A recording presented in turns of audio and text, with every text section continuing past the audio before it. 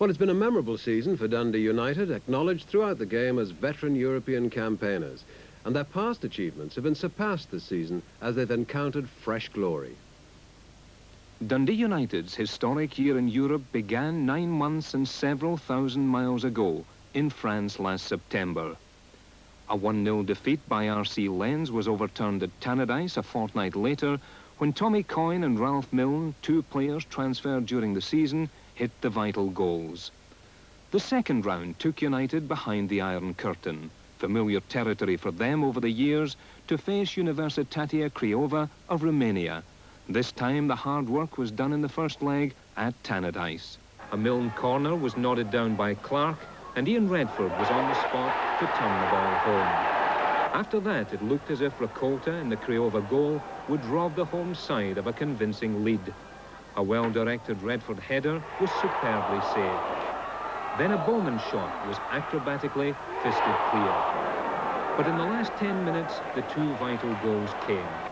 A Bannon corner found the head of Paul Hegarty's outstanding deputy John Clark, and the keeper had no chance. Then in the dying seconds, a great Malpass run and shot saw the ball rebound to Redford, who nodded home his second. It was the same story in the third round against Hajduk Split, the Tannadice men building a solid lead to take to Yugoslavia. Well, pass up into the wind. Sturrock is wide. Bannon's challenge was positive. There's a cross, the keeper in trouble. A great chance, and it's a goal.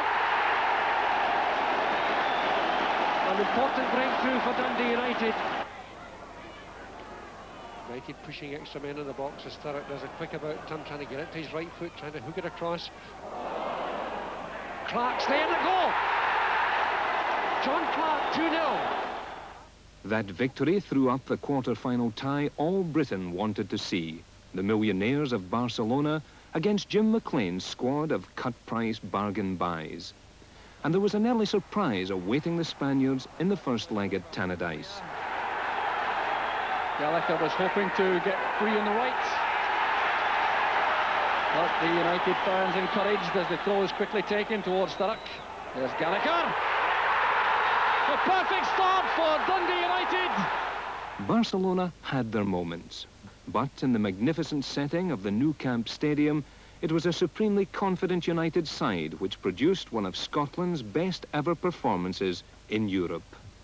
Goals by John Clark and Ian Ferguson carried United into the semi-final. The first leg with Borussia Mönchengladbach ended in a disappointing goalless draw at Tannadice, putting the West Germans in the driving seat as far as most observers were concerned. But once again, United crossed the continent to prove the experts wrong. And Neri has joined Paul Hegarty in the box. Camps beats it out. There's Bannon. The chance is on, and there's Ferguson. And Dundee United have scored. The goal stands. Here's Kevin Gallagher. He's away from Herlofsson.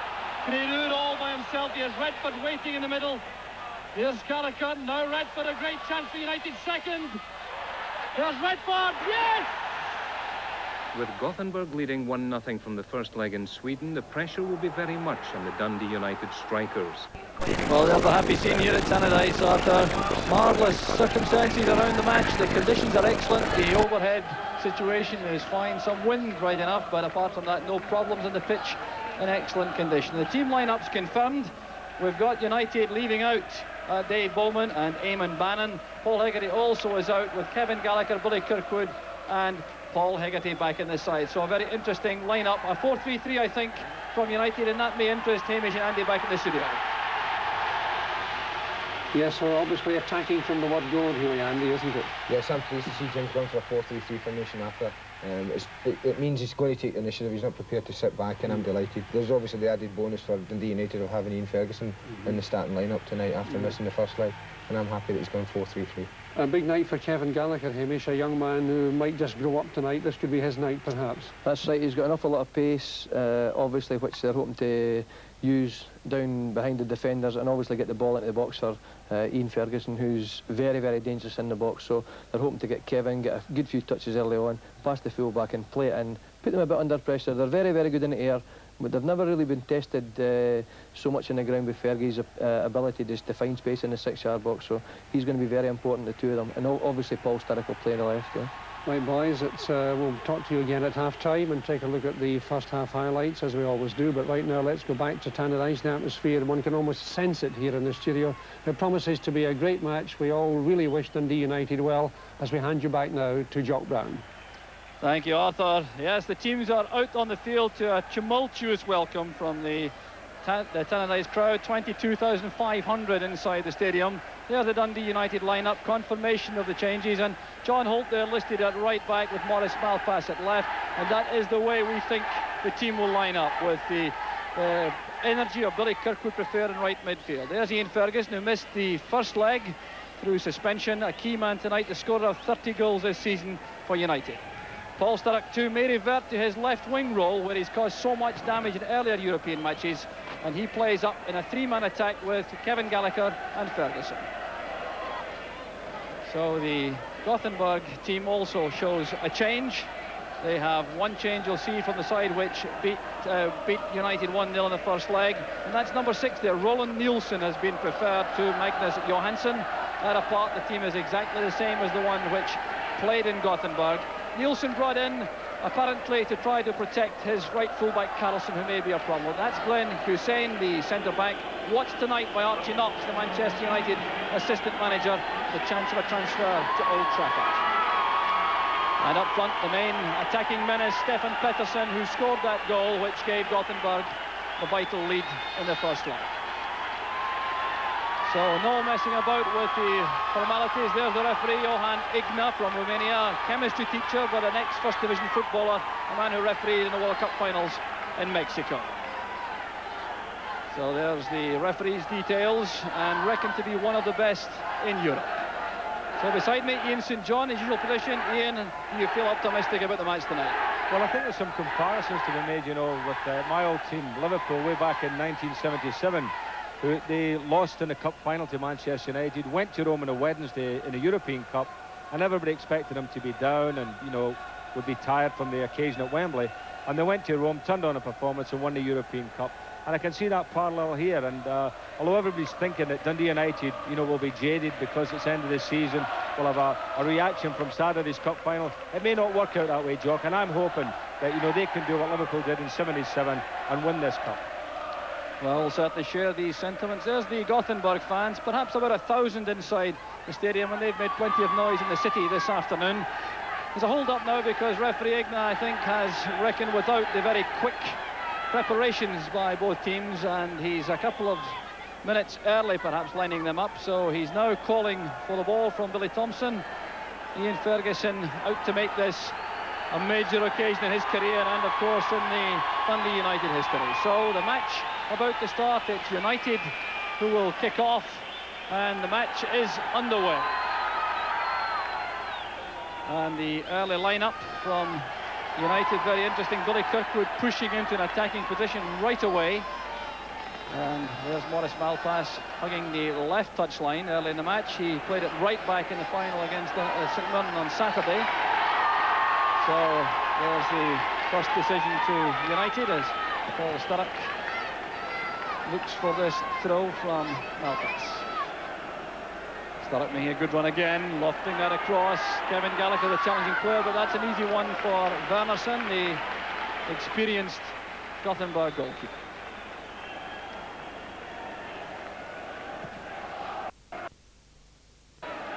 And a fourth early challenge for John Clark, up with Nielsen. There's Neri beating Pettersson. Now Redford. Malpass dropping back to provide an option, and Billy Thompson gets an early touch to settle him down.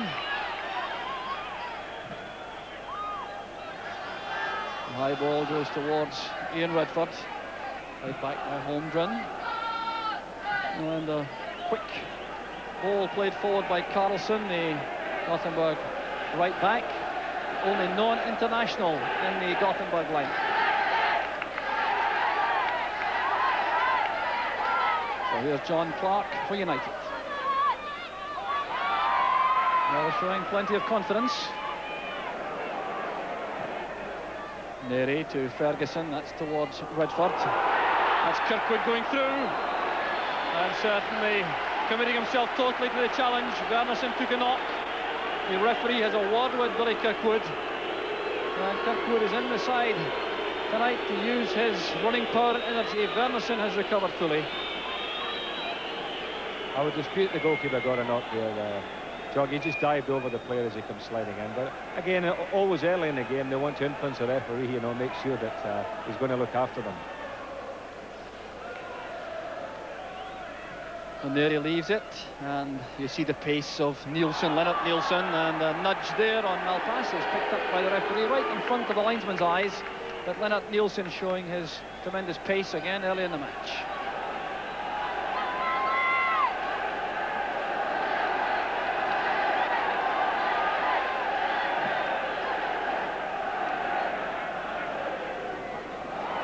Sturrock's header, that'll be a Gothenburg throw, and United's midfield has been reorganised with Billy Kirkwood in the middle, Jim McInally on the right, Redford on the left, and Kirkwood clearly has the responsibility of supporting the attack as much as he can.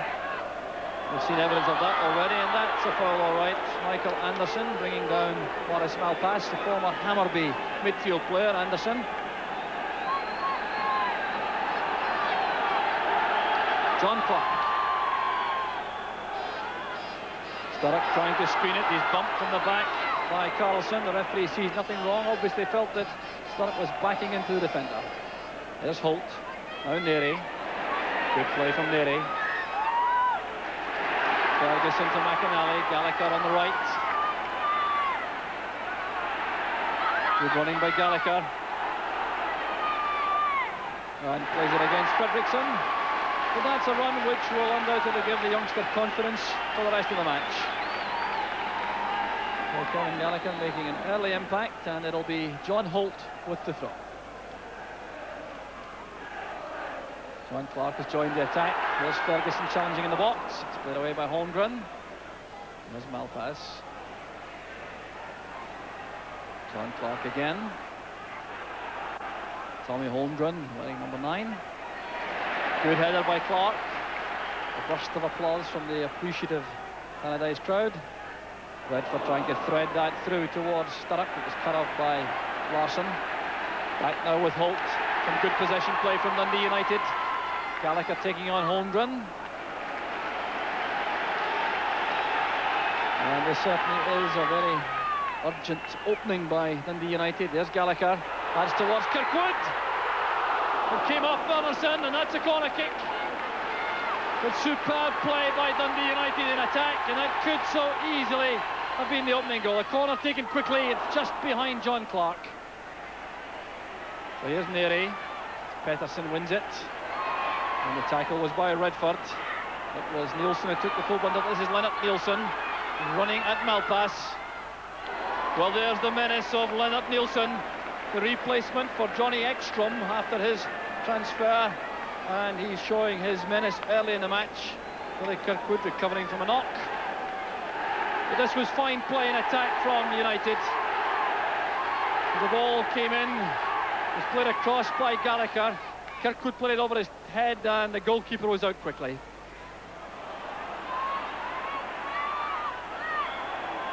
So a foul in midfield. 5 minutes of the first half gone, still no scoring, and a hold-up. One of the Gothenburg players on the ground. It is Nielsen. Well, Lennart Nielsen looking menacing, Ian. Well, yeah, they looked menacing on the break, and it was a terrific save by the goalkeeper, actually. It was a super save from Billy Kirkwood.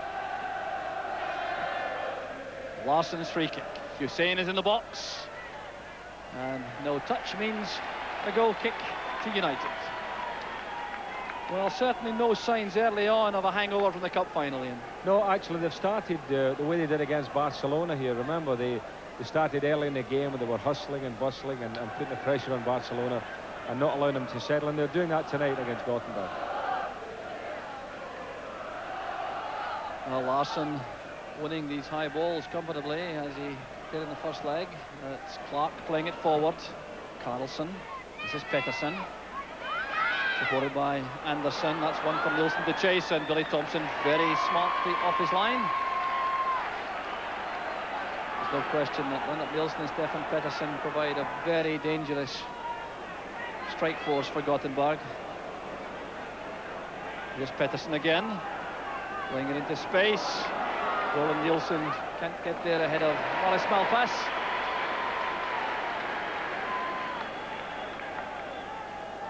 Well, Malpass takes it again back in his international position at left back.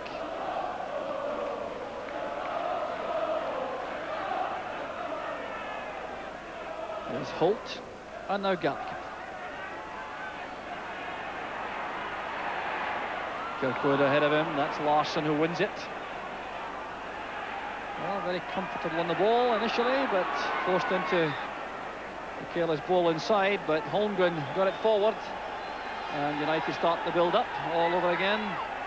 Morris Malpass inviting Thompson to send the long ball forward.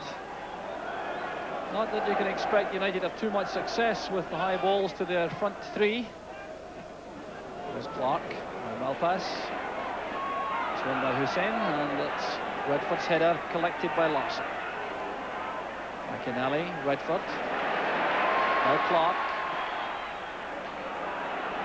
Trying to play that beyond Fredriksson.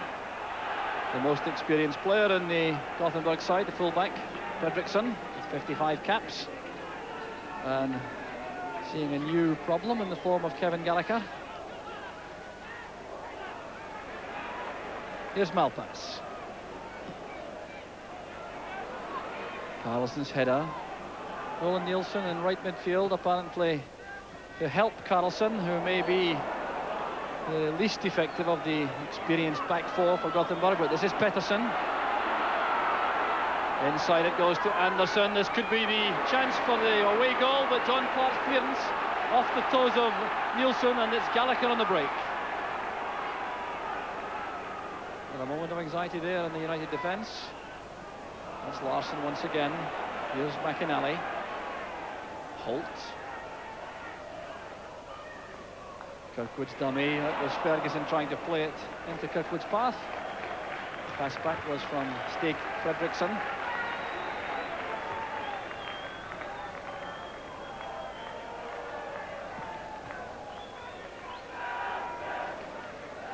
Clark wins it for United. It's Larsson's clearance. Up goes Neri. It breaks for Roland Nielsen. Back now with Holmgren. This is Lennart Nielsen. That was well struck by Nielsen. Billy Thompson stretching his 6'2" frame to collect the ball.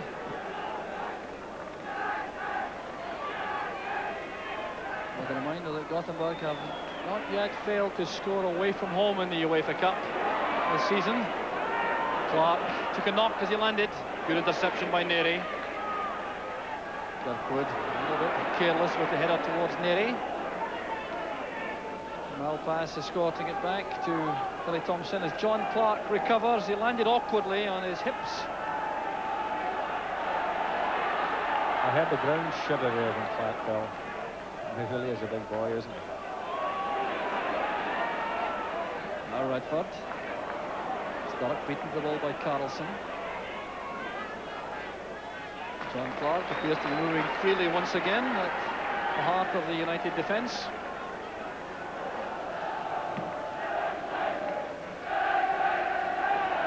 Good touch on by Stark. Ferguson laying on inside, but straight to Thord Holmgren. That's Pettersson, and this is Tommy Holmgren.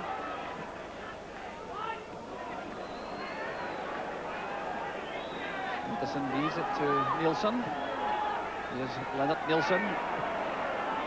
Advantage allowed as Pettersson lines up the long-range shot. The Romanian referee will undoubtedly have given a free kick against John Clark had the ball not run for Pettersson. The big striker catch the shot properly. And United start the build-up once again. Gothenburg funneling back into defence, leaving only Pettersson and Nielsen up front, allowing United possession inside their own half. And of course crowding the area in midfield and pushing their back four forward, so it's a very difficult area to make progress from midfield at the moment. Here's Pettersson. Help on the right from Roland Nielsen. And the pass missing out, Michael Anderson. Some signs of freedom though for Gothenburg on the right, with Carlson and Nielsen able to come into a gap left by United going into a 4-3-3 formation. Well, I think you're right enough there, Jock, because I'm looking at it now, and United seem to be a bit of imbalance there. You know, they're not playing as well as they do when they play 4 men in midfield, and they've been outgunned a little bit because the Swedes have the extra man there. I wonder if that's a reason for Maurice Malpass playing on the left side of the United defence, to allow him to use his creative skills on the left side of midfield. There's McInally. That's an easy one for Fredriksson to handle. No pressure.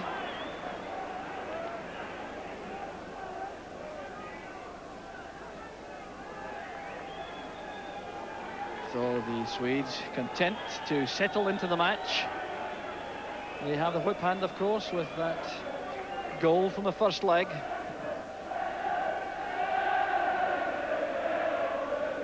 Awkwardly off the head of Clark, and that'll be a corner kick to Gothenburg. Well, remember, the goal in the first leg came from a corner, and United pulling every player back inside the box.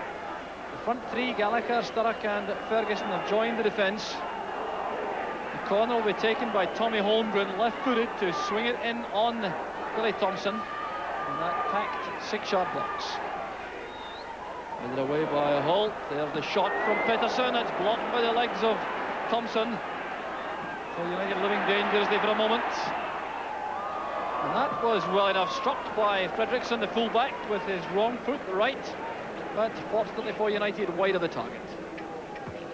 Well, they certainly are living dangerously, aren't they? You know, they've gone on there tonight, obviously, and they're hyped up and they want to do well, but their organisation seems to be a little bit awry at the moment, and you know, that is showing. Bit of pushing by Carlson into the back of Sturrock. Referee Igna right on the spot, and the free kick will require to be taken a few yards further back. John Clark has pushed forward into the box for United. Shot to McInally. That was good positioning by Wernerson, the goalkeeper. He read that situation developing very well indeed as McInally lined up the shot.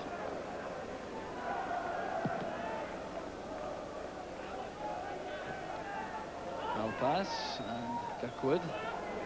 Good header by Redford. Sturrock spinning the ball well and pulled down by Carlson once again. That's 2 fouls in quick succession by Mats Ola Carlson.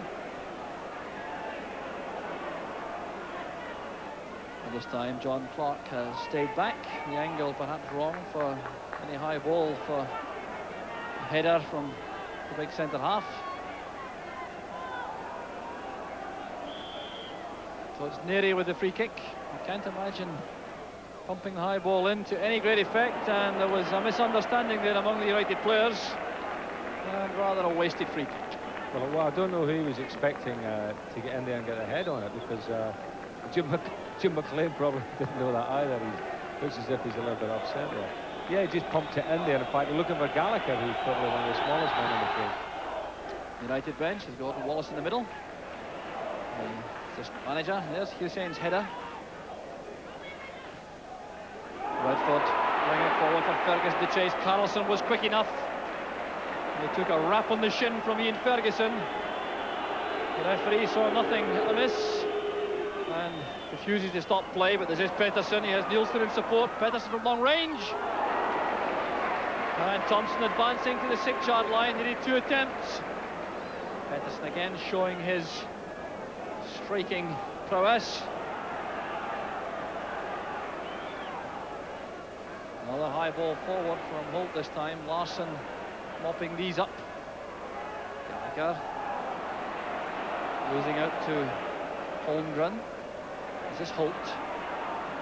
Just no space at all in midfield to put passes together. United, I think, will be keen to use Gallagher on the right flank. There's a foul by Larsson on Ferguson. There's a big central defender, Peter Larsson. It's a fine combination with Glenn Hussein, centre back. So Paul Sturrock taking the free kick. John Clark is in the box this time. And another free kick which brought no threat at all to the Gothenburg defence.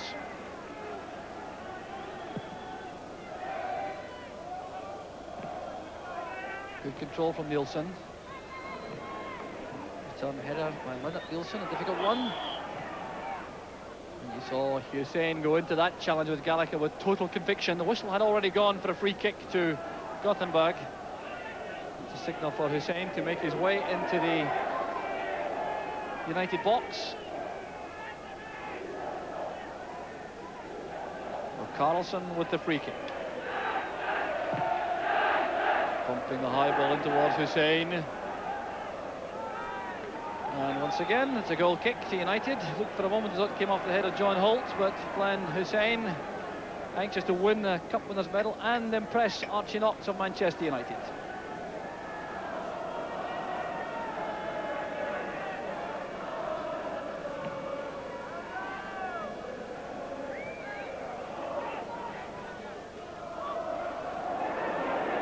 Ferguson going in with Hussein. No harm to either player. Hussein ducking his head as he challenged Ferguson. Easily have taken a knock in the face, but escaped without injury, and that's Wernerson. John Clark's header. He felt he was eased under the ball by Lennart Nielsen. The referee didn't agree.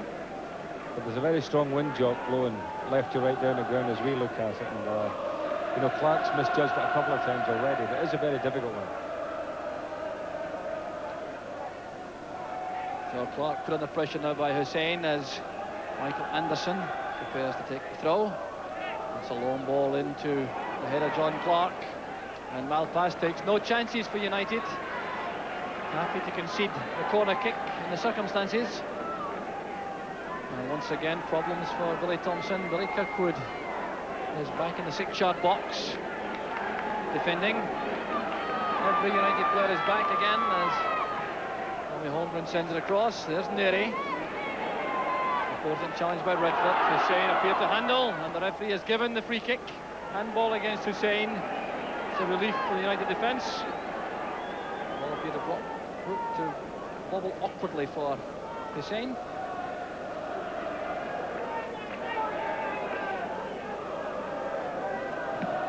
Salesman, 28 years old, 42 caps, and perhaps looking for a transfer before the season's out. There's Wernerson and Nielsen. Pedersen has made space for himself on the Gothenburg right. That was one for Anderson to chase, but he was well policed by Holt. But already, Ian, we can see this is going to be no easy task for Dundee United. Well, that's correct, but you know, United, I don't think have set the stall out tactically to you know, make a real challenge at this particular point of the game. That's good play from Redford, who made that fine tackle to retrieve possession for United. This is Sturrock. And an unfortunate stumble by Paul Sturrock as he made his way forward. He's caused so much damage for United in Europe this season from the left touchline. But 20 minutes now into the first half, still no scoring. And there's the track record of Paul Sturrock, 20 Scottish caps. And a very good return, goals against games.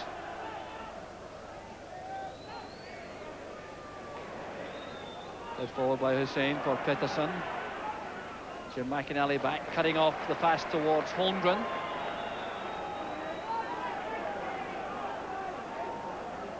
Malpass. Now Redford. Clark has Holt available on the right. The Swedes doing well, pressurising the United back four. It was Tommy Holmgren that time. John Clark sending a long ball forward. Here's McInally, challenged by Larsson. That could be a corner kick if it runs.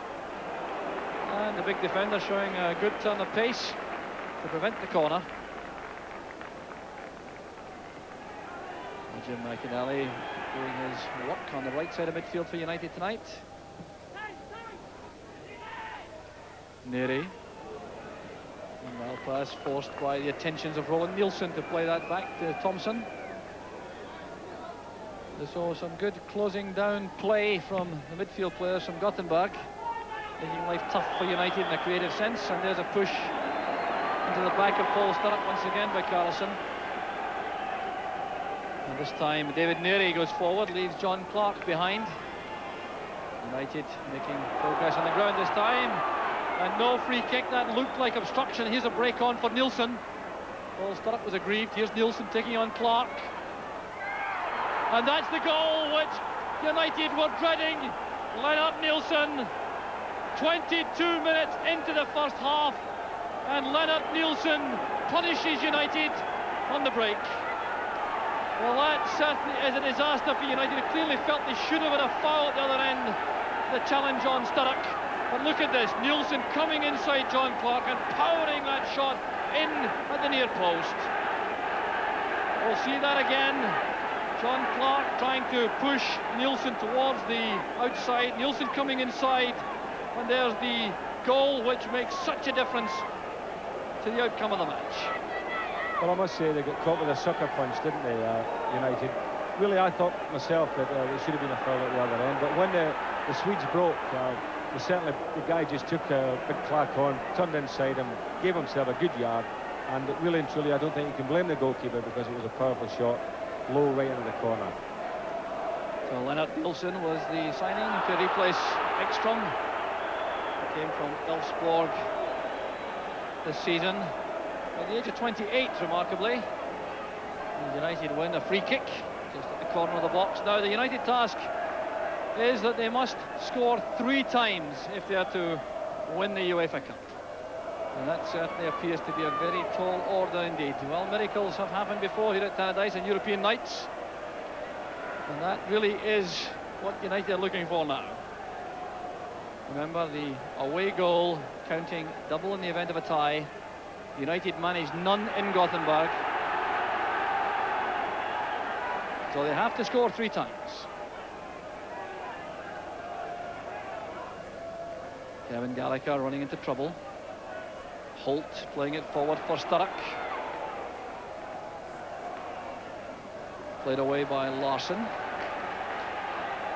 We really need a bit of Sturrock magic tonight, don't we? I mean, there's nobody sparking at the moment, and it's down to the likes of Sturrock to do something to get the crowd going.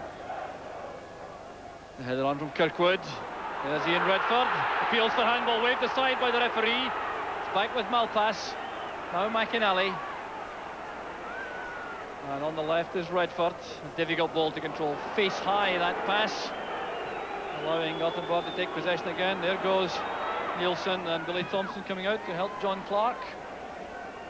Pettersson. That's a bad foul by Redford. No question about it. Free kick's given. And Redford just a shade reckless. That born out of frustration, perhaps. Well, that appeal for a penalty kick certainly born out of hope. There appeared to be nothing in that, but the United fans behind Wernersson's goal appealing for anything at the moment.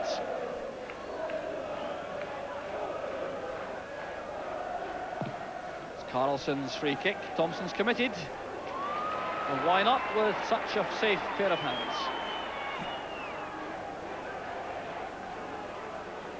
The high ball won by Hussein. Here's Roland Nielsen. Holmgren, well challenged by Neary, but in typical European fashion, that challenge with the foot up by Neary is penalised. Well, David Neary made his first European appearance in 1974, so he certainly will not be at all surprised to find that challenge penalised. So there's the Gothenburg bench. Despite the facial expression, they must be very happy indeed. Challenged by Kirkwood, it's back with Larsson. John Clark beaten by the high ball. Neary provides the cover. Challenge again by Larsson. There's McInally. Gallagher inside. Ferguson's return pass. Larsson goes across to make sure that Gallagher doesn't get free. So after that opening flurry from Dundee United, very few signs that they have found a way through the Gothenburg defence. Pettersson testing the legs of David Neary. Now Neary's very quick, so that shows you the pace of Pettersson. Roland Nielsen inside, but Malpass is back covering. This is Hussein. Superb pass. Tommy Holmgren. Challenged by Holt. Holmgren recovers. Return pass from Michael Anderson. So Tommy Holmgren. McInally blocks the path, and it's Kevin Gallagher back helping. That's given away. Willie Kirkwood goes in to challenge and wins possession for United.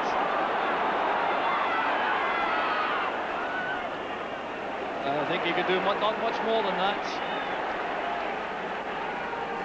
So it's a throw to United. Gallagher.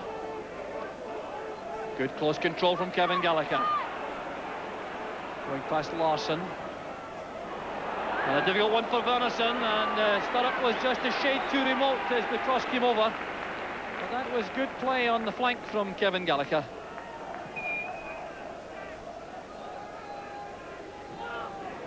Nielsen was certainly onside. He looked to be off when the ball arrived, but not when it was played. And that was an opportunity wasted by Nielsen. I mean, United keep missing this long high ball down the middle, don't they? Both centre-backs seem to have some difficulty here. Very more positive on the ground that time. There's Peter Larsson. Good header this time from Clark to Malpass. There's Paul Sturrock. Malpass again. Caught by Anderson. It's a sore one for Malpass. Not long back from injury, of course, Malpass. Injured at Celtic Park in the league match, and Michael Anderson goes back. Alfie Igna still taking no action. He's handled the match very well so far. Redford playing in the free kick. Headed away by Hussein. There's Gallagher. Hussein clearing it again, but it's blocked by Holmgren initially. Here's Holt. Determined play by John Holt. Cross headed away by Larsson. Ian Redford retrieves it for United. Has to go square to McInally. This is Malpass. McInally again, good in the tight situation. Redford takes over. With three Gothenburg players crowding round, it's Holt who wins it again for United. This is Gallagher. And Tommy Holmgren showing a good turn of speed to get back to win possession for Gothenburg. Now Pettersson.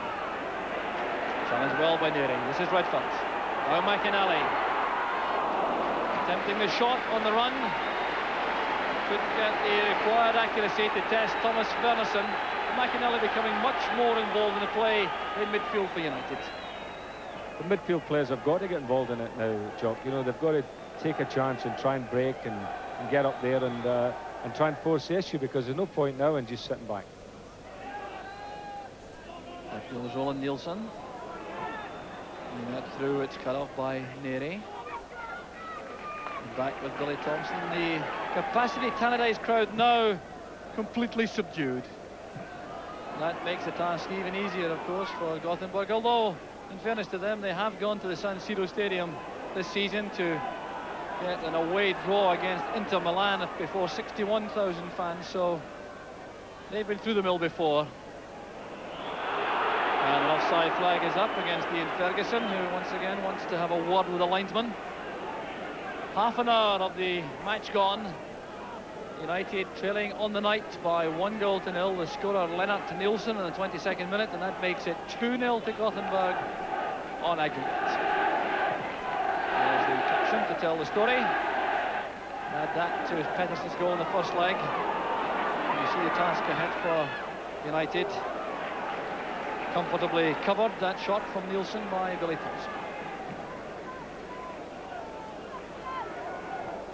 Goes Larsson. He's missed nothing in the air through the middle for Gothenburg tonight. Holt persisting on the high ball through. Hussein at full stretch. Still managing to direct an accurate header to Larsson. The clearance not quite so good. There's McInally. And now Gallagher. Willie Kirkwood going up, misjudging the flight in the wind. Nielsen to Roland Nielsen. Pettersson trying to play the first time pass to Tord Holmgren. That's Malpass. Well, if United had any hangover from the cup final on Saturday. Certainly would have been increased by that goal from Lennart Nilsson. It'll be a major test of character ahead. Here's Whitford. Fouled by Michael Anderson. Well, I think perhaps United a shade fortunate at that time because Anderson did appear to play the ball. Nevertheless, the free kick taken short to McInally. Here's Malpass. Better play from United. Sturrock has freedom on the left. There's Ian Ferguson. Well, you can't come much closer than that. Frustration for Ian Ferguson.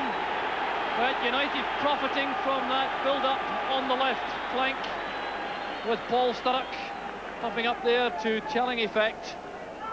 And Sturrock's cross met well here by Ian Ferguson, directing the header. Wernerson appeared to be scrambling and touched the top of the bar going over.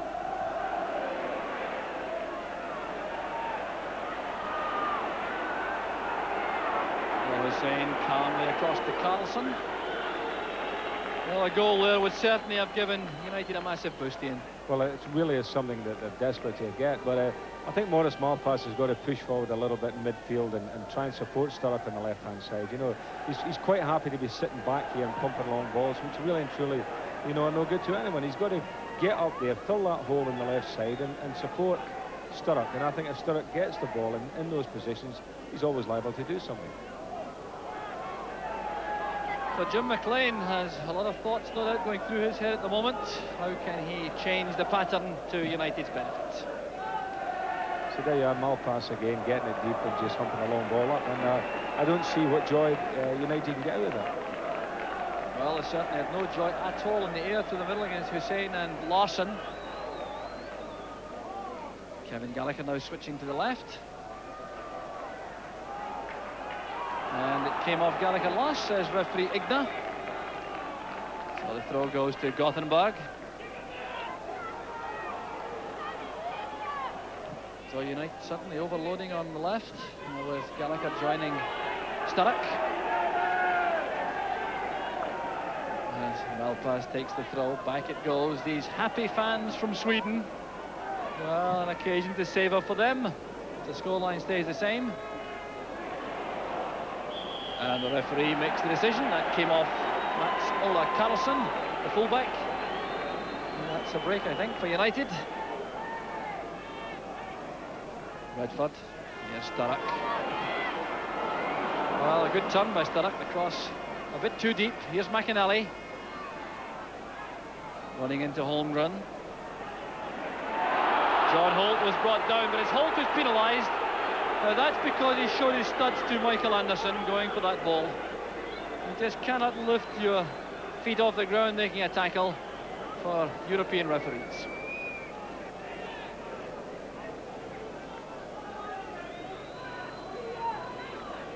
Well, the referee over the piece, for my money, has had a good match so far. I would agree with that, Jock. He's excellent game. He's tried to keep the play flowing. There's Pettersson on the turn, and Billy Thompson going across the cover. That was the side he was beaten on for the opening goal. Pettersson shakes his head in disappointment about the quality of the shot.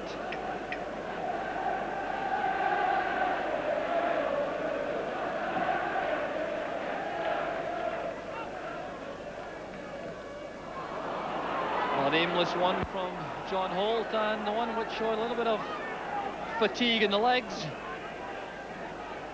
It's match number 70 for Dundee United this season. And although Jim McLean has used his player pool to the full, there's still players out there who are entitled to be feeling the strain of the season.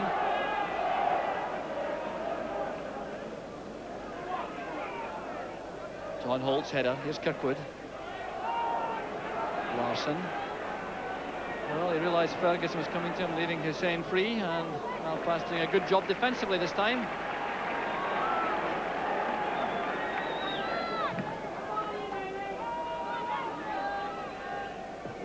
Hussein totally commanding, coming for these high balls.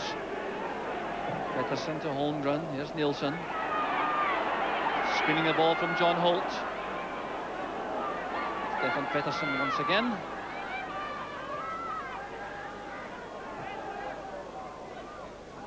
Holt's header, there's McInally. Standing in no ceremony. Ian Ferguson's layoff, there's Kirkwood. Rock Ockley off Kirkwood.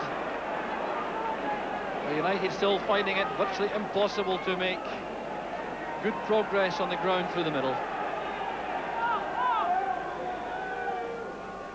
Many moments of danger from United have come when they've got the ball on the flanks to Gallagher on the right or Sturrock on the left, and it's Gallagher and Sturrock on the left for the moment for United. Holmgren playing it forward, David Neary stretching his legs to get there ahead of Nielsen, and the pressure applied by Nielsen forcing Neary to concede the corner kick. I must say I'm very impressed with the two strikers for Gothenburg, Pedersen and Nielsen. You know, both very strong, they've got good control, and they don't have work hard. You know, they work right across the face of the pitch. And as you'd expect, Gothenburg taking a lot of time about the corner kick. Everything for the moment going the way of the Swedes. So Tommy Holmgren takes the corner, aiming for Hussein. Good header in this, Carlson. And Thompson dropping on the ball, but Glenn Hussein, who's been so effective here in defence, showing his danger up front. Neary to Redford. This is Clark. Really tight pass towards Redford, asking a great deal of the midfield player. Holt. Well, once again, the high ball forward, resulting this time in a bad clearance, giving possession to Gallagher. Good play from Gallagher. Still Kevin Gallagher. And it was won by Hussein. Ferguson was waiting behind him. Here's Redford. And that will be a corner kick. Well, a message becoming abundantly clear to United. If they can get the ball on the touchlines, they can pose problems for the Swedish defence. Redford's outswinger. Neary coming to meet it. Peter Larsson lofting the ball into the United half. Holt. And some howls of anguish from the United fans as he plays it back to Thompson. Ferguson to Sturrock. Here's McInally, giving up good position on the right. It's towards Sturrock. Nodding it across the face of the goal, looking for someone coming in from the far post area. No takers though for United. And Carlson concedes the throw. Well, United building up some pressure now on the Gothenburg defence. There's Sturrock. Redford beaten to the ball by Todd Holmgren. And John Clark doing well in defence, going across behind David Neary, making sure that his central defender colleague was not exposed to the pace of Nielsen. And once again, the offside flag is up. It appeared to be Billy Kirkwood who missed time the run forward. Perhaps it was Paul Sturrock too. They were both going into the same area beyond the Gothenburg defence. So 5 minutes of the first half left. A very disappointing first half from the United point of view. A demonstration of the quality of the play of Gothenburg. Certainly has tried to suggest that anything other than a quality side could make the final, and Gothenburg proving tonight they're a very impressive outfit. There's McInally. He has put himself under pressure with that high ball. Holt restores order. Ferguson made a run to the right. Dummy from Roland Nielsen, involuntary I think, and giving possession to United in the form of a throw. Well, the goal before half-time, Ian, really seems now to be vital. Yes, it certainly is, but looking at the game now, I don't know where United are going to get the goal from. As you say, possibly from something happening on the flanks, and we're hoping that you know, maybe Gallagher on the right, who showed a lovely level of skill before, might do some damage, or Sturrock. But other than that, you know, United seem to have run out of ideas. Redford looks aggrievedly at the referee as Todd Holmgren is allowed to go forward. No free kick for the challenge on Redford. And Neary pumps the ball out. Another throw to Roland Nielsen. Here's Stefan Pettersson. Another man anxious to impress any watching scouts from European football. Just 24 years old. Kevin Gallagher doing well. That's a good challenge by the youngster. McInally turning back, and that didn't please the United fans.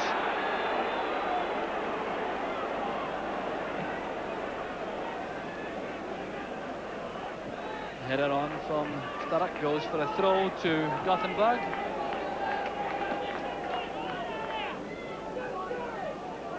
So Nielsen once again, and you can be sure Gothenburg were very content to play out the first half now with this one goal lead from the second leg, making it 2-0 in aggregate.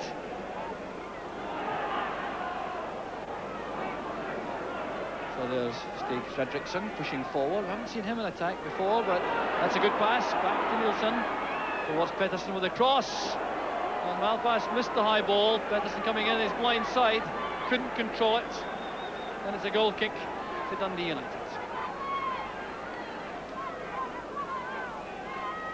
Well, I must say this is probably the worst performance, Jock, you know, that we've had in Europe by United.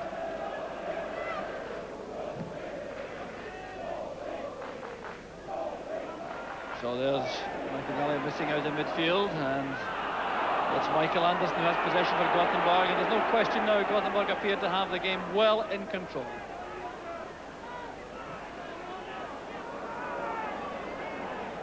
So Michael Anderson on the right, good running forward by Roland Nielsen. Gothenburg not surprisingly playing with lots of confidence and conviction. Michael Anderson's cross goes beyond the far post area, but David Neary was caught out. Tough competitor in midfield, Michael Anderson. Scored a hat-trick for Hammarby against St Mirren a couple of seasons back in European tie. I must say I have been very impressed with Gothenburg. You know, they looked a very solid outfit, well organised, you know, strong in defence, very quick up front, and the midfield players don't mess about. You know, they're working hard, but they're playing the game very sensibly. Having said that, you know, Jock, we've got a home crowd here, we've got a full house, and it's up to Dundee United to get the crowd at it, to get some atmosphere going here. I mean, up until now, you know, that they're sitting there and they're not really pushing, they're not pushing the game. You know, you've got to get in there, get the ball in the box, and you know, stir the crowd up. And once that happens, you know, sometimes the composure of the opposition goes. Well, the stranglehold of Gothenburg in midfield remains, and certainly appears to be a very difficult task for Dundee United. A flash of inspiration desperately required as we head into the final minute of the first half. Well, that was fortunate, beating Roland Nielsen and finding Stark. Here's Malpass pushing forward into midfield. Now Ian Redford. This is Holt. Good play again from Gallagher to win the ball back for Holt. Here's McInally. McInally providing much more width now on the right for United. But look how quickly that tackle came in from Fredriksson, from Holmgren rather. It was Tommy Holmgren, the number 9, a very experienced player with 25 caps. McInally lofting it in. Hussein's header to safety. Fredriksson helps it out to Larsson. And still there appears to be no way through for Dundee United. And there goes the half-time whistle before a very subdued Tannadice crowd. They've watched their favourites being subdued right from the opening moments. And Gothenburg certainly took a grip on the match early on in midfield. They've never relinquished that. And of course, they have snatched that vital early goal, the 22nd minute. There's the scorer, Lennart Nielsen, who was so menacing throughout the first half, but he got the goal which causes all the problems now for United, and it came from a situation where Paul Sturrock thought he should have had a free kick. Now just look at this as he comes inside. He appeared to be impeded by Holmgren. The referee saw nothing amiss. The long ball catching out the United defence. Here was Lennart Nielsen. It was one-on-one with John Clark. Clark really should have shown him towards the corner flag, and there was Nielsen's finish, and that's the goal which makes it 1-0 to Gothenburg at half-time. Rejoin us in a couple of minutes. I'd like to see a few Dundee United players kick a few of them just to get the crowd on their side again. Don't you get nasty. I think I'm in agreement with that as well. Let's get a few. That sets the tone for the second half. It's back to you, Jock. Thank you, Arthur. There's Paul Hegarty back in the side for the second half, the replacement for John Holt. We can confirm that, and I wonder if that means that United will go 3 at the back with John Clark up to put pressure on Hussein and Larsson, who've looked very comfortable in the heart of the Gothenburg defence. So the second half is underway, 45 minutes to go, and United now looking for one of those storming European finishes which served them so well in the past. As Hegarty gets his first touch and sends it back. Jim McInally has dropped back a little at the start of the second half into that sort of right back hole, but I'm sure he'll be pushing forward as much as possible. Here's Gallagher, perhaps the biggest menace along with Paul Sturrock to the Swedes in the first half, and Gallagher's taken a knock. He's still on the ground as that ball is pumped forward towards Pettersson. There's David Neary, and back it goes to Thompson. And Paul Hegarty clearly has been invited to fill the right back role as well. There's Kevin Gallagher limping back onside. Well, that certainly would be a blow to United if he couldn't continue. There's Roland Nielsen for Gothenburg. There's Lennart Nielsen, showing that he has strength as well as pace as he shrugs off the challenge from Neary. Gothenburg have a throw. No change in the Swedish lineup. Not surprisingly so. They've looked so controlled and composed throughout the first half. There's Malpass. Hussain's header. Now Nielsen. That's forward for Anderson. And a great chance now for a second goal. There was no flag up.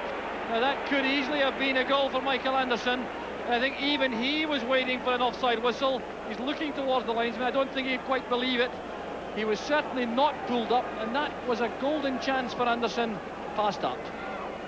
You'll see here all the time, this happened almost in slow motion as Anderson went forward and played the ball beyond Billy Thompson and wide of the post. I think Billy Thompson may even have got a touch, but I mean the crowd was stunned to silence, and I think that's what put Anderson off. I think he must have felt he was offside. But as you say, it all appeared to be in slow motion. There's Anderson, it's come off Redford again. Here's Sturrock on the left. Ferguson in the middle. John Clark is also up with the attack. Turned away by the combined efforts of Carlson and Tord Holmgren.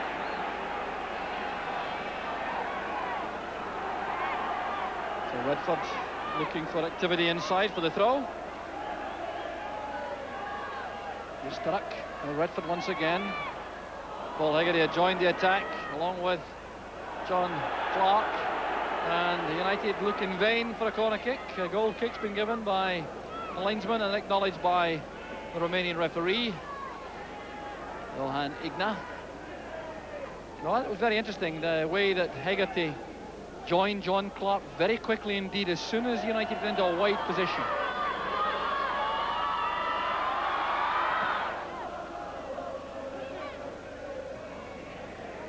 Hegarty, it's Jim McInally's header into the middle. Redford getting up well. Larsson powering it forward. Foul by Neary, going into the back of Pettersson clumsily, and the foul acknowledged by the United skipper. So everyone back to face the ball for United except Ian Ferguson. So there's Larsson, 26 years old, 13 caps. And he looks a very accomplished central defender tonight.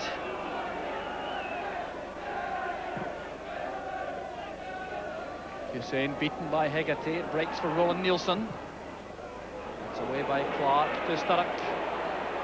Initial control not quite as sharp as he perhaps wanted, but Redford powering through, and it's Ferguson's pass. Here's Sturrock. Taking on Holmgren towards the byline, and that certainly is a free kick to Dundee United. Good play from Sturrock. That's when he's looked at his best tonight. Coming in from the left touchline. Forcing that foul from Tord Holmgren. There's Sturrock. Paul Hegarty trying to make space inside the box, and a corner kick's been given. Hegarty is in a hurry. He wants the ball played wide for Gallagher. Well, there's no question that United are trying to deliver a rousing start to the second half. Hegarty's being held at the near post area. Roland Nielsen was the culprit. Played away by Roland Nielsen. That's McInally's header. Here's Kevin Gallagher. Very quick coming inside. John Clark is there for United. So is Wernersson for Gothenburg. Here he returns it. And now it's Gothenburg in the break. Pettersson. Good running back by Gallagher to cut off the pass for Nielsen. There's Malpass. Wernersson did well in goal for Gothenburg with the cross ball. Good change of pace by Gallagher. Still finding Tommy Holmgren. He's got plenty of pace and a strong left leg to make the tackle. That's a foul on Anderson by Gallagher. An apology from Kevin Gallagher. Clearly appreciated by referee Igna. 5 minutes now into the second half. 1-0 on the night to Gothenburg, 2-0 on aggregate. But United now making a big push to get back into the match. Malpass, a good header to Sturrock. Taking on Roland Nielsen. Successfully. And the cross in the end, not of similar quality. The pressure goes off Gothenburg again. But applause around the stadium from the United fans. We can't really afford to knock the ball into the crowd, Jock. It's a good start. It's a bright start to the second half. It looks as if, you know, Jim has said to them, everybody get forward there, get the ball out wide. We've got two wingers now. Get it out wide and then put them under pressure. But the quality of the ball going in has got to be better. There's Pedersen getting away. Jim McInally doing a superb job for United and showing remarkable pace, because Pedersen is no slouch when he got free from the central defenders. There's Hussein with a header. Gallagher to McInally. That's for John Clark to chase with Hussein. Oh, what a controlled, confident header that was from Hussein. Back to his goalkeeper with John Clark breathing down his neck. Superb defending. Good play again from Malpass. Here's Sturrock. Too close to Wernersson. Sturrock seeing plenty of the ball at the start of the second half.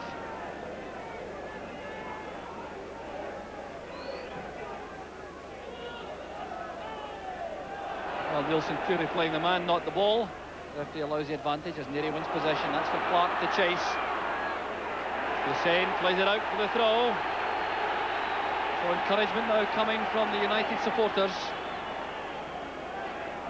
Certainly can see genuine signs of effort to turn the match United's way. There's Neary now to Redford. Carlson. Nielsen playing it forward. It's cut off by Malpass.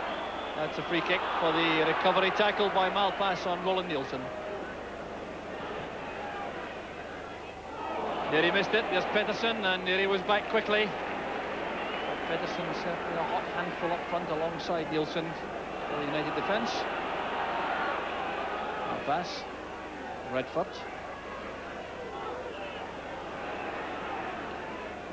John Clark. Turned back by Hussein off the toes of Redford. Well, a measure of United's task is the fact that the last time Gothenburg lost more than 2 goals in an away match in Europe was back in season 1980-81 to FC 20 of Holland.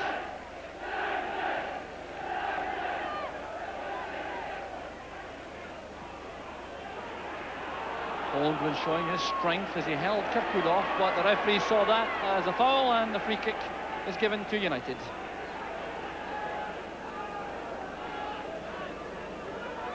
Neary this time had a real target in the form of John Clark. Handball by Hussein. Yes, the free kick's been given. Well, it's a new situation now up front with Clark using his strength and height up front, putting pressure on Hussein and Larson. And with this free kick at the edge of the box, John Clark could demonstrate once again his incredible shooting power. Well, the referee will have to get the wall 10 yards back. Redford, Clark, Ferguson all over the ball, but I fancy John Clark will be given the task of getting the ball beyond the wall and past Wernersson. Well, could we see a John Clark special? Well, that was hit with awesome power, past the wall, but the positioning of Wernersson once again was equal to the task. What a thunderous effort it was from Clark. Look at Nielsen. Nielsen's almost on top of Clark when he hit that there, wasn't he? It's just a pity it wasn't wide of the goalkeeper, but a lot of power in it. Well, Clark certainly didn't take his eye off now as he ran up, despite the attentions of Nielsen. That was a good chance for United. Still, they can't find a way through the Swedish defence. Thomas Wernersson, the 31-year-old goalkeeper, showing his value to Gothenburg with another good save.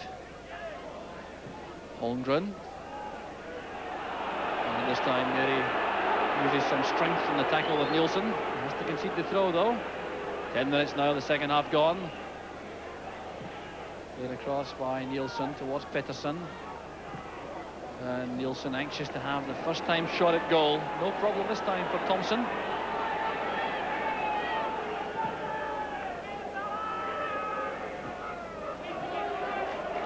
So that came off the head of Tommy Holmgren.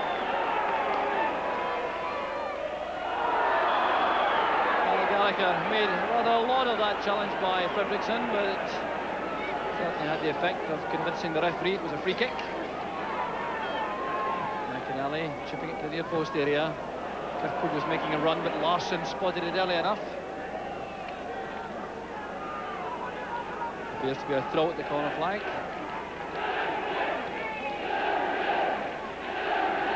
Starrick's got away from his man. Tommy Holmgren.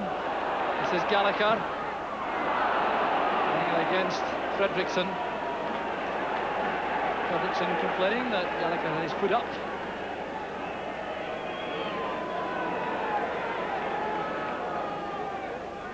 Longer throw this time from Kirkwood. Hussein's header out. McInally challenging. There's McInally again, that's towards Ferguson. Wernersson again very quickly from his line. He's had a good match for Gothenburg, the goalkeeper.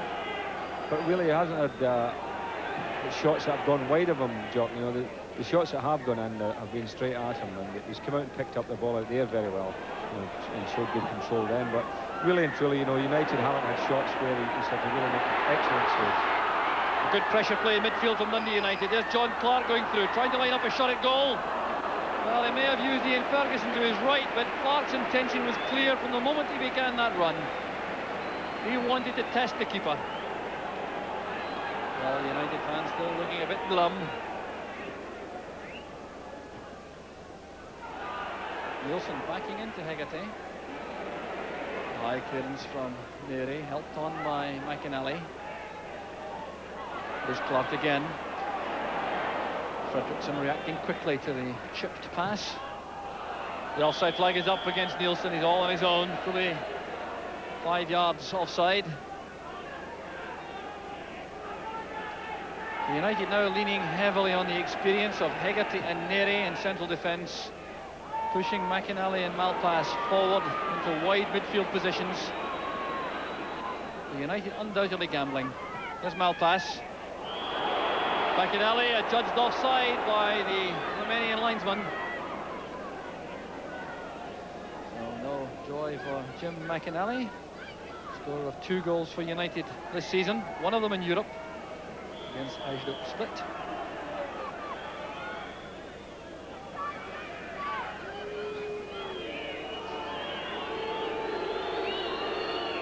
So pensive faces on the Gothenburg bench. Back from Starrick to Neri. Gallagher going across to the left once again. Hadn't enough space for that move as he played the ball away from Hussein. The referee now trying to ensure that Wernersson doesn't waste any time. He's signalling a rear picture at the goalkeeper, pointing to his watch. With the last is a fine match in defence. Here's Ferguson, clumsy ball inside, giving Kirkwood no chance at all. Good recovery though by Ferguson. Good play on the touchline. Here's John Clark. Good play from Clark. And there's the equaliser. And that is a magnificent goal from John Clark. 14 minutes into the second half, showing a delightful touch at the edge of the box, and then a deadly strike. Suddenly United are back in the match. Now just look at this for quality striking. Turning away from his marker, the left foot shot, swerving away from Wernersson, in off the post, and United are right back in the match. Good work by Ferguson. Jock retrieved the ball down the flanks, and got a good ball in, but big Clark, you know, he's so strong, he had hardly any room at all. He was able to hold the defender off, get his left foot to it, and knock it in.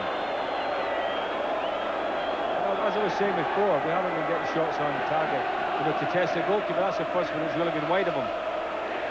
David Derry penalised for a push into the back of Pettersson. Jim McLean now sees a glimmer of hope for United. There's no question that his tactical rearrangement at half-time has paid off. United have looked much more dangerous. They've had the reward provided by John Clark. Superb goal, his 6th goal of the season. There's Kevin Gallagher looking for Sturrock. Oh, just listen to the United fans now, they've come to life. Here's Redford, switching it towards Ian Ferguson. He's got McInally supporting still Ferguson. They appear to be pushed. It's with Gallagher. And appeals from Kirkwood to referee Igna that there was a foul on Ferguson inside the box. It may have been a penalty of the soft variety had it been given, but here goes Sturrock.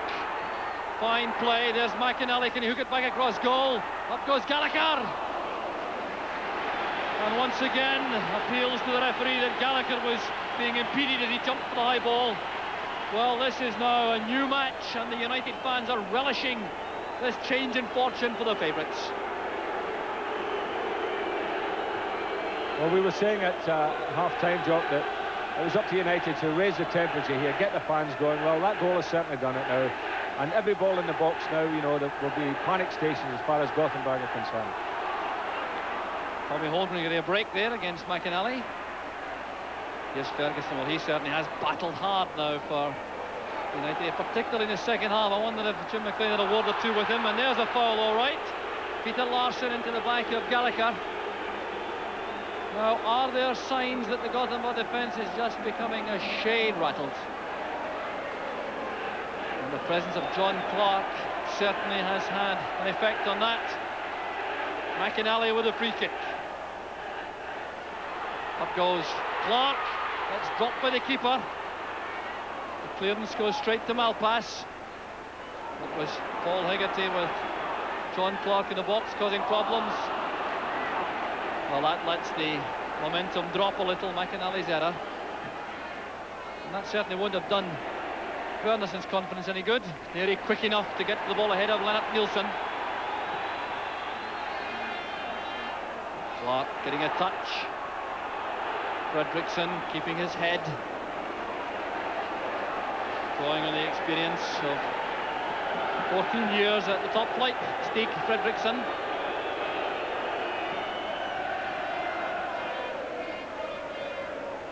Hegarty looking for McInally. McInally switching it across. He thought that Pettersson had cut off the route to Thompson. So using Neary with John Clark. Control let him down that time, turning perhaps a shade too quickly. There's McInally. Well, the tireless efforts of McInally, crucial now to United. Dropping back to right back when required, and then pushing up in support of the attack on the right flank.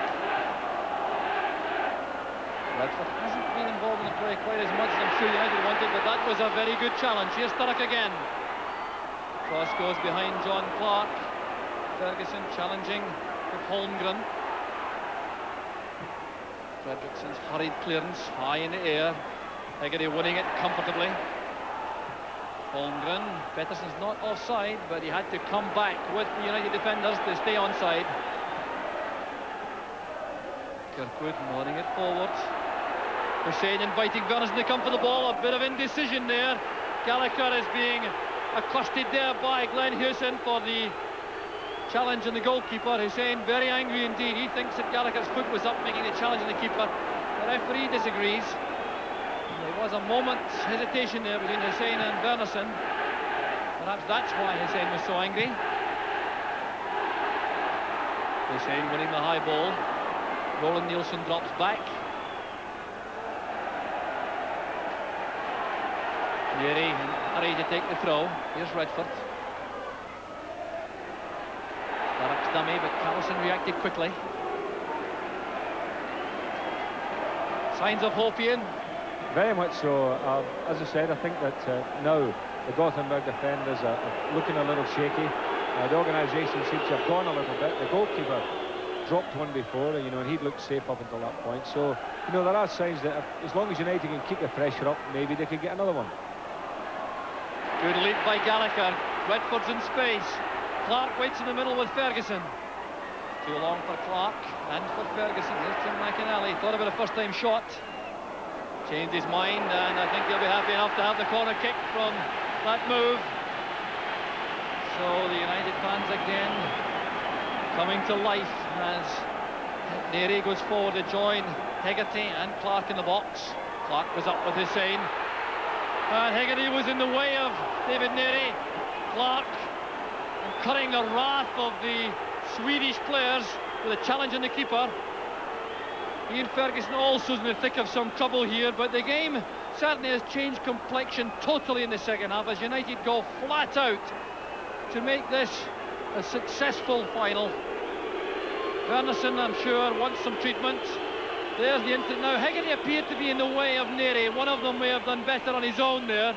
And as Wernerson touched it over, in came Clark, undoubtedly late. That was clearly a foul on the keeper, and certainly stirred up the Gothenburg defenders. Well, it's panic stations all the way.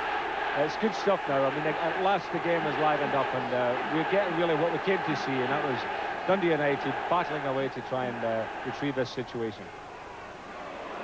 Pettersson's layoff. There's Anderson, well tackled by McInally. Look how quickly he got to that second challenge with Holmgren. There's Paul Hegarty. No one ahead because McInally had gone forward.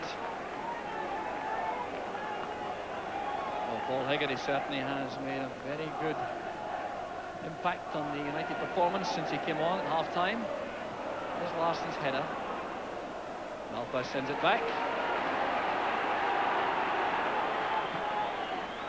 Long ball forward again. Now these really were useless in the United cause in the first half, but it's also different now with John Clark up front. Hegarty stepping out. Very sharp indeed, showing no sign of the injuries which have caused him so many problems this season.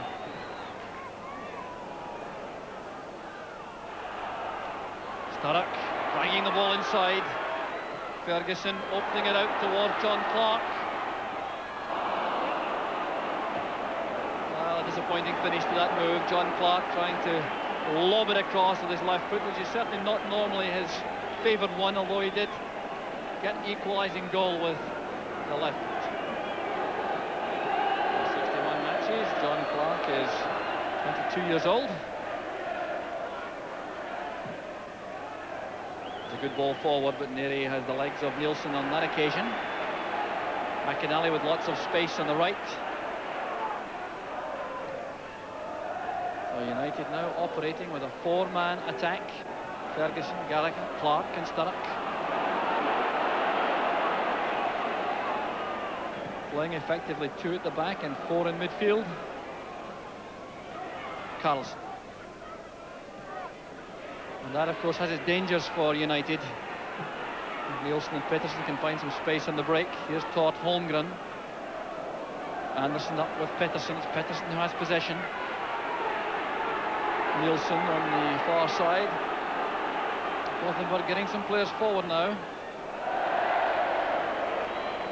Well, Nielsen showed a lot more accuracy in the first half when he snatched the opening goal.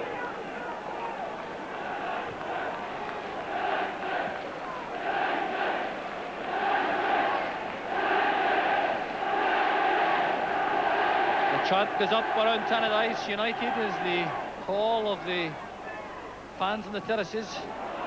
I wonder how they would react to a second goal, just taking United one away from success.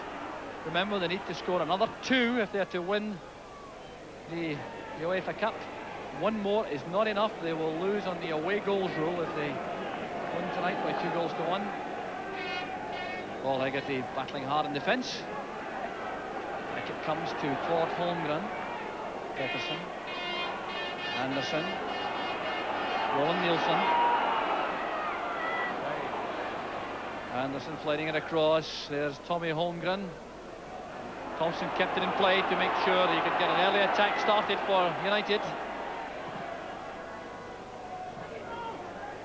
Gallagher got a touch. The cover provided by Larsson.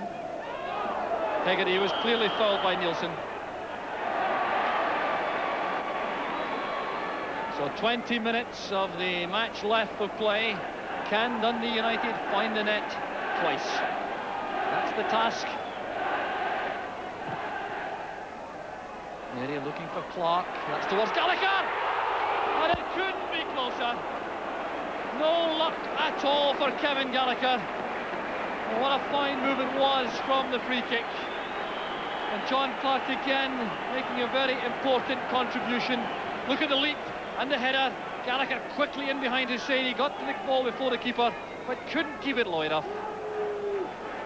Needed just a little bit of luck there, didn't he, Jock? Just to nick it away from the goalkeeper, and very unlucky Kevin Gallagher. So substitution, Magnus Johansson has come on for Gothenburg. He played in the first leg on the right side of midfield, so he's going to shore up the midfield, I fancy. He's gone on in place of Tommy Holmgren. Gallagher cutting off the pass back. Still problems for Gothenburg as Clark challenges Hussein, who conceded the corner kick quite deliberately. So the pressure mounts again on the Swedish defence. Paul Sturrock sends it over. Up goes Hegarty. That came off a defender. No, the referee gives a goal kick. It appeared to come off Peter Larsson. And the linesman didn't help at all by indicating anything different to the referee.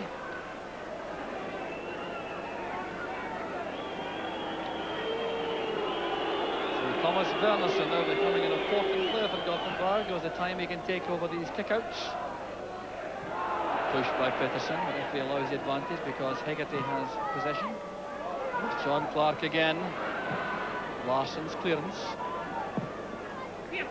No hope there for Stefan Pettersson.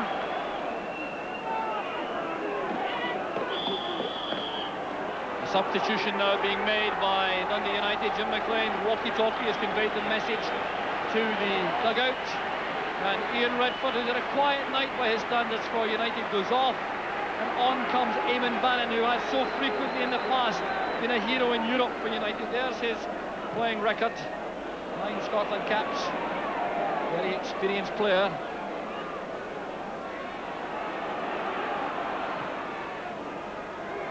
Clark again wins the high ball. Can Sturrock reach it?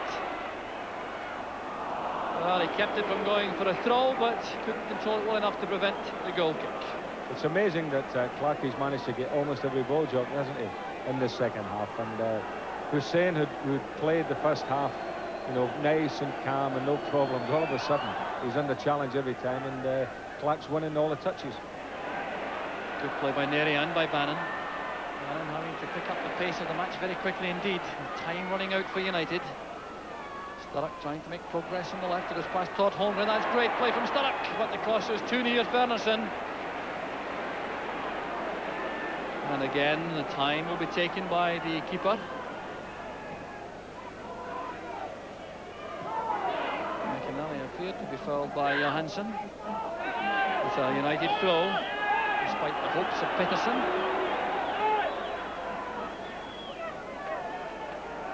United now building up one supreme late effort to snatch glory from potential disaster.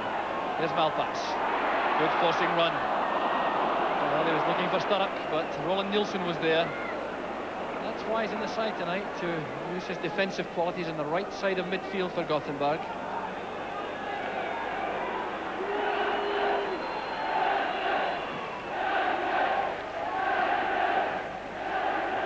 Good header again by Hegarty. This time Clark controlling it, trying to set Ferguson free on the right. Asking too much of Ferguson's pace. Larsson has a little bit of a war with Ferguson. I don't think they're exchanging compliments. Neri, despite the back being made by Pettersson, won the high ball, and the offside flag is up against Pettersson. Bit of time wasting there with the back heeler. The referee allows the free kick to be taken from 10 yards too far back by Malpass. Good leap again. Gallagher couldn't get on the end of the header from Clark. Michael Anderson forward towards Nielsen. And a free kick is given against Paul Hegarty. That appeared to be a rather soft decision by referee Igna. So quarter of an hour of the second leg of the UEFA Cup final left. It's 1 each on the night. 2-1 in aggregate to Gothenburg. United looking for 2 goals before the end to win the trophy. Here's Bannon. Stark again taking up good position. Chance to run at the Gothenburg defence. Todd Holmgren goes back. Bannon sprinting into space now. Can he send over a good cross? A full stretch just to reach the ball. He did well, in fact, to pull it back.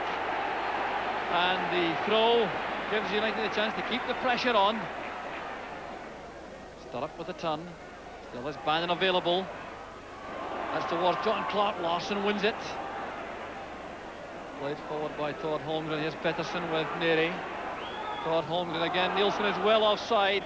Good play that by Jim McInally. Read the situation well. He was initially marking Nielsen. He stepped forward before the pass was delivered. There's the scoreline. 1 apiece tonight. 1-0 to Gothenburg 2 weeks ago. Up goes Clark again. He wins it. Well, Glenn Hussein must be very upset indeed that John Clark has been pushed into attack. Out to impress Manchester United tonight. He looked an accomplished central defender in the first half, but doesn't look quite so secure now against Clark. Johansson, tackled by Neri. Ball is held by Nielsen. It's stolen away by Gallagher. It was Clark again, putting pressure on the defenders in the air. Now Pettersson. Pass commits the foul, and really United were a shade exposed there had Pettersson got away, because United had so many men up in attack. Malpass, I think, realised that.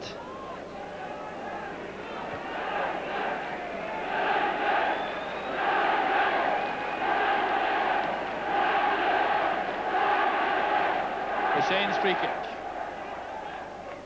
McInally's powerful header. As Ferguson will lay off towards Kirkwood. That's for Gallagher. Now Ian Ferguson. Well, that's certainly not what he intended. Slicing that first-time pass. So another substitution will be made by Gothenburg. Bob Valentine is the official there, sorting out the substitutes. Roland Nielsen will go off, and the replacement will be Lars Zetterlund. So there goes Roland Nielsen. On comes Lars Zetterlund. Zetterlund goes to the right side of midfield. 23-year-old, recently signed from AIK Stockholm.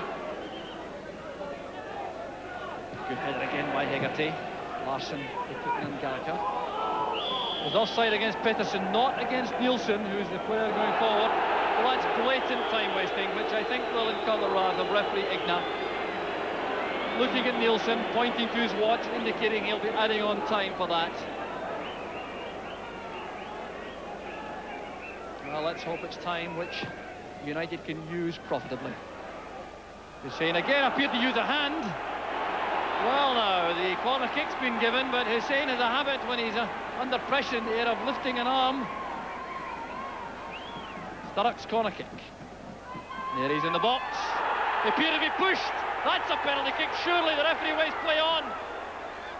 And United don't get the break, which they certainly appear to earn. There's Neri appealing furiously to the referee. There certainly appeared to be a push into the United skipper's back. And he appeared to be in excellent position to direct the header on target. Gallagher's been fouled. Well, Gothenburg suddenly are all over the place in defence as United pile on the pressure.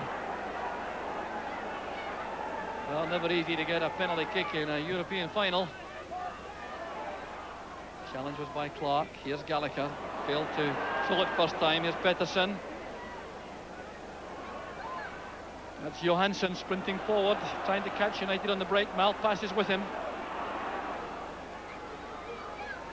And a good tackle there on Zetterlund, but the two substitutes giving some fresh impetus to Gothenburg when they come forward. It's Andersson. Well, and at Nielsen.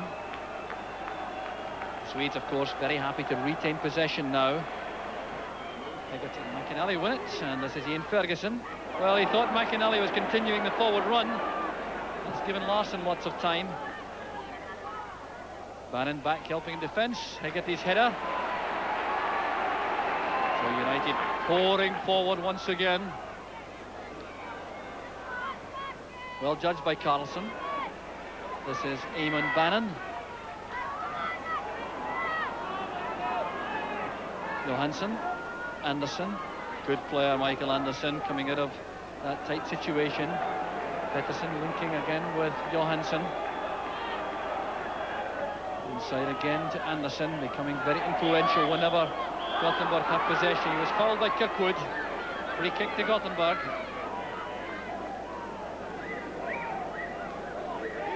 Kirkwood snapping at the heels of these Gothenburg midfield players to win possession for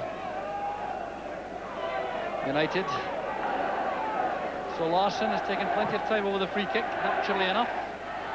Hegarty appeared to be fouled, yes. Leaned into by Stefan Pettersson. It's a quick free kick. Played short by Thompson to Malpass.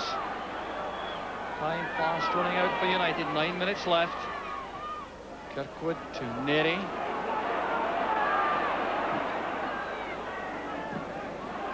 Cut off in midfield by Zetterlund. Holmgren to Carlson. That's one for Nielsen to chase. Hegarty gets there first. He was fouled by the Gothenburg striker, needlessly too, because it was clearly going to be a throw to Gothenburg, and Nielsen checked out of that challenge.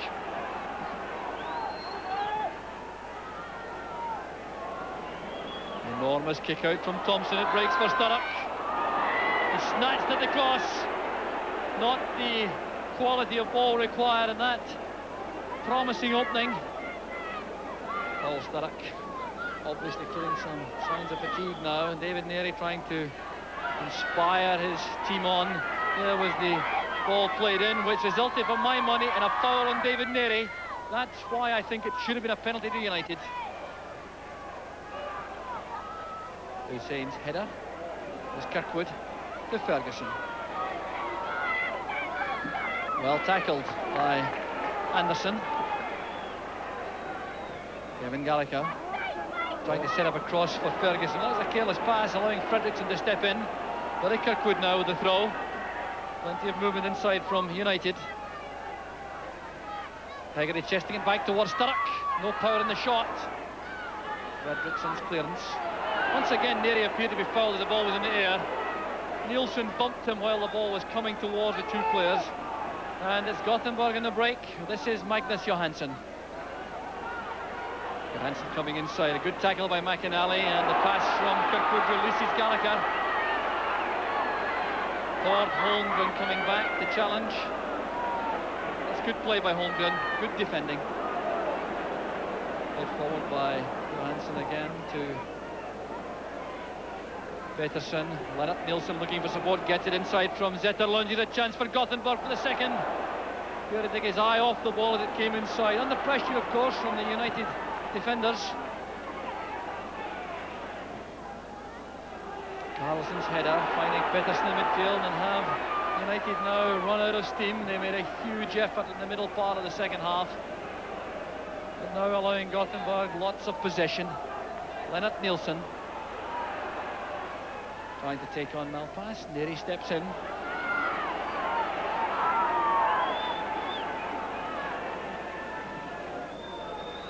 It's towards John Clark, putting Carlson under pressure. No one on the near side for the moment for United. Stig Fredriksson happy to use his goalkeeper. Just 6 minutes left for play. United required to score twice in that period to save the match. Still no one leaving Tannadice.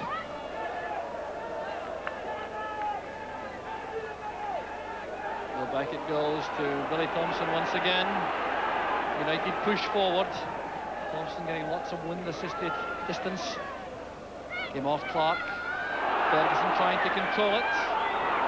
No foul given, and Nielsen is adjudged to be offside. Now that, I think, is very fortunate for United, because for my money, he was inside his own half when the ball was initially released. But there's the scoreline. I think he was actually offside and then ran back onside just as the ball was played there, Joe. At least that was what the linesman indicated. Morris Malpass. Back with Bannon. Here's Sturrock. Trying to make room for a cross. Foul surely coming inside. No, the referee allows that tackle. Holmgren, in fairness, appeared to play the ball first. Neri having to watch that carefully. He wanted to keep the ball in play. Back it goes towards Billy Thompson.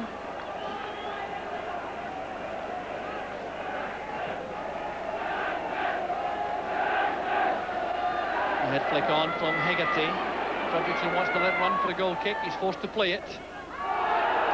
Foul against the Gothenburg player for turning Hegarty off the ball.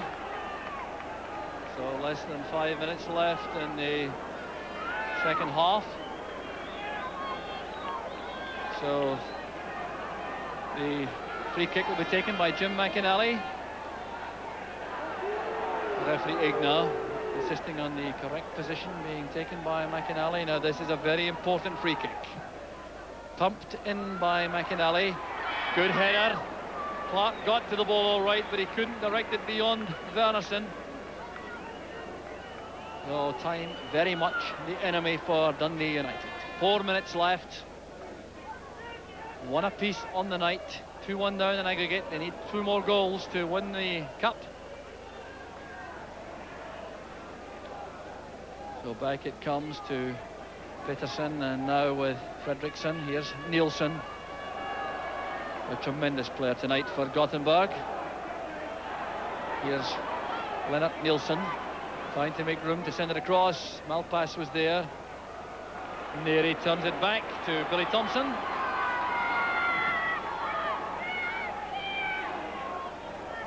A long ball forward, there's the header on, but Hussein is there, and Gallagher will take the throw.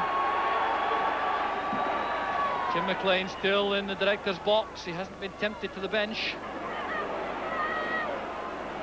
Edison back helping in defence. 3 minutes left. Brokaw will be off Anderson. There's Neri. And now with Kevin Gallagher.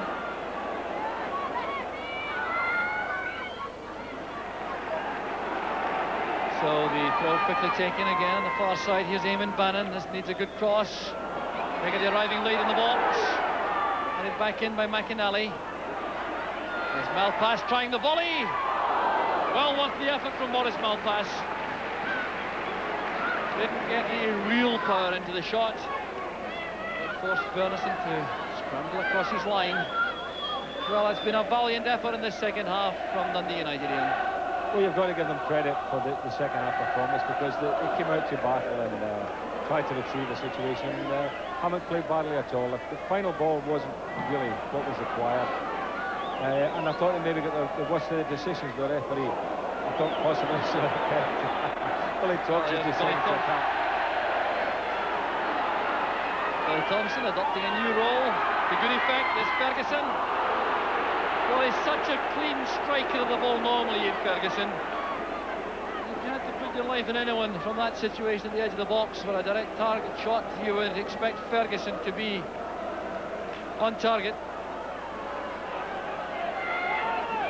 So Billy Thompson certainly enjoyed that little foray forward. And the goal kick met by Bannon. There's Kirkwood, Carlson's header. Push into the back by Malpass. Gunnar Bengtsson, the Gothenburg coach, is off his seat. Still looks very anxious, but things now appear to be comfortable for Gothenburg going into the final minute of the match. A long ball from Carlson. Header on from Johansson. Well, the task now seems to have proved to be too much for Dundee United. They certainly come out of the game with great credit because of their second half performance, and they really haven't had too many breaks in the second half. Kevin Gallagher's effort off the top of the crossbar. One good penalty in my view. Not accepted by referee Igna. So near, yet so far for United.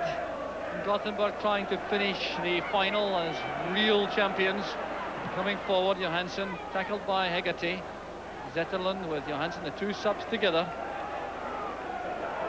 McInally in trouble, forced into An error, but it was a foul by Johansson. So the 90 minutes now have come and gone. The referee is checking with his bench. Gunnar Bengtsson is on his feet, and there goes the final whistle. Relief for the Swedish bench. IFK Gothenburg have won the UEFA Cup, and you really can't take anything away from them. There's their supporters. Lennart Nilsson being hugged, the scorer of the vital away goal, which has made all the difference. There's Carlson and Wernersen, two very happy players indeed. It's been a superb performance from Gothenburg, particularly in the first half, and then they coped well with the waves of United attacks in the second half. So these happy Gothenburg players begin the celebrations. They won, and they won with a degree of style which certainly makes them good UEFA Cup winners. They scored a vital away goal, kept up the record of scoring in away games at every occasion this season in Europe. Their supporters have found the trip to Dundee well worthwhile, and they'll certainly be celebrating well into the night. Ian, Gothenburg, good winners. Very good winners. Looked a very good, strong side. Big boys, they were all looked big, fit, strong. And I think they had a number 10, Pedersen, for me, a player that could play anywhere. I thought he was a super player. If I was a manager in England, or Scotland for that matter, I think I'd be saying, I wish we could get this boy over. But all in all, as I said before, a very organised team, very strong, good in defence, very quick in attack. And Dundee United, although they didn't play to their full potential, certainly in the first half, you know, really and truly can't, at the end of the day, be other than satisfied that they had a great season, got to the final, and were beaten by the better side. Ian Archer is with John Clark.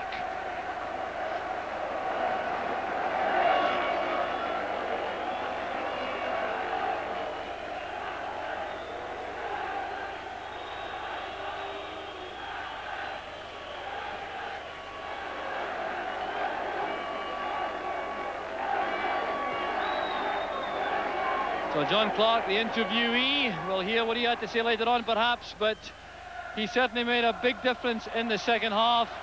So John Clark setting up that equalising goal, but back in the studio, disappointment no doubt for Hamish McAlpine and Andy Gray with Arthur Montfort. Yeah, disappointment is certainly the keynote, and in fact it's a bit like John Clark. It was there and yet it wasn't. It was there to be won, and at the end of the day the better side won. I think we're all agreed in that, really. Yeah, I think so. Definitely. I'm just, it upsets me a little that I wonder whether Dundee United paid Gothenburg too much of a compliment first half, and maybe we were a bit wary of them. Because certainly in the second half, funny enough, Jim McLean actually did what we were talking about. Second half, he played three at the back and was prepared to push one of the full backs, or Jim McInally right forward, and it made all the difference. And of course, putting John Clark up front, I mean, he caused them all sorts of problems, and they didn't look half the side they were in the first half. And it makes you wonder, had they gone out with that attitude from the first minute, what would have happened? I know. I think that's a disappointment. The goal that United got really breathed fresh life into them, and you know, they really had a go at it, didn't they?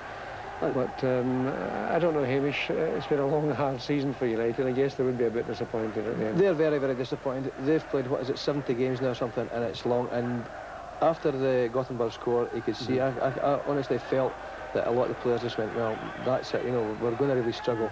And they're looking very, very tired. They'll be glad that the season's over. Very, very disappointed, but very, very tired boys out there. Look for a good rest. Well, Jock, there's a happy scene for you to describe back at Tannadice. Well done, Gothenburg. Well, a very happy scene for all those from Sweden, but great disappointment for Dundee United fans. But to their enormous credit, the United fans are applauding Gothenburg to a man. Now that really is tremendous.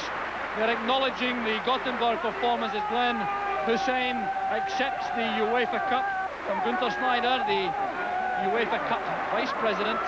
The United players looking disconsolate, but certainly the United fans a credit to their club, a credit to Scotland, the way they have responded to the Gothenburg players. Billy Thompson totally dejected, criticised a little by Hamish McAlpine and Andy Gray at half-time. Perhaps he should have covered the near post with a shot, but it was right in off the post.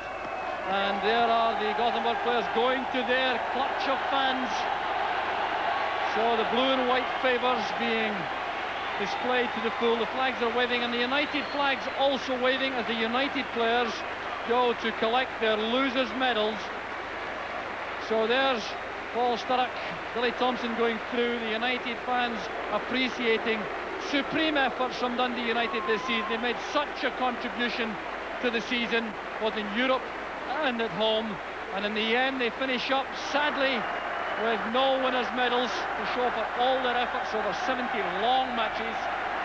So the pictures tell the story of the United players tonight, and the Gothenburg players now hold centre stage, showing the trophy to the photographers, taking the applause of the United fans. So there's the sad position from Tannadice at the moment from Scottish point of view. Gothenburg are the winners, and we'll be right back after a short break when you can rejoin us in the studio with Arthur, Hamish and Andy Gray.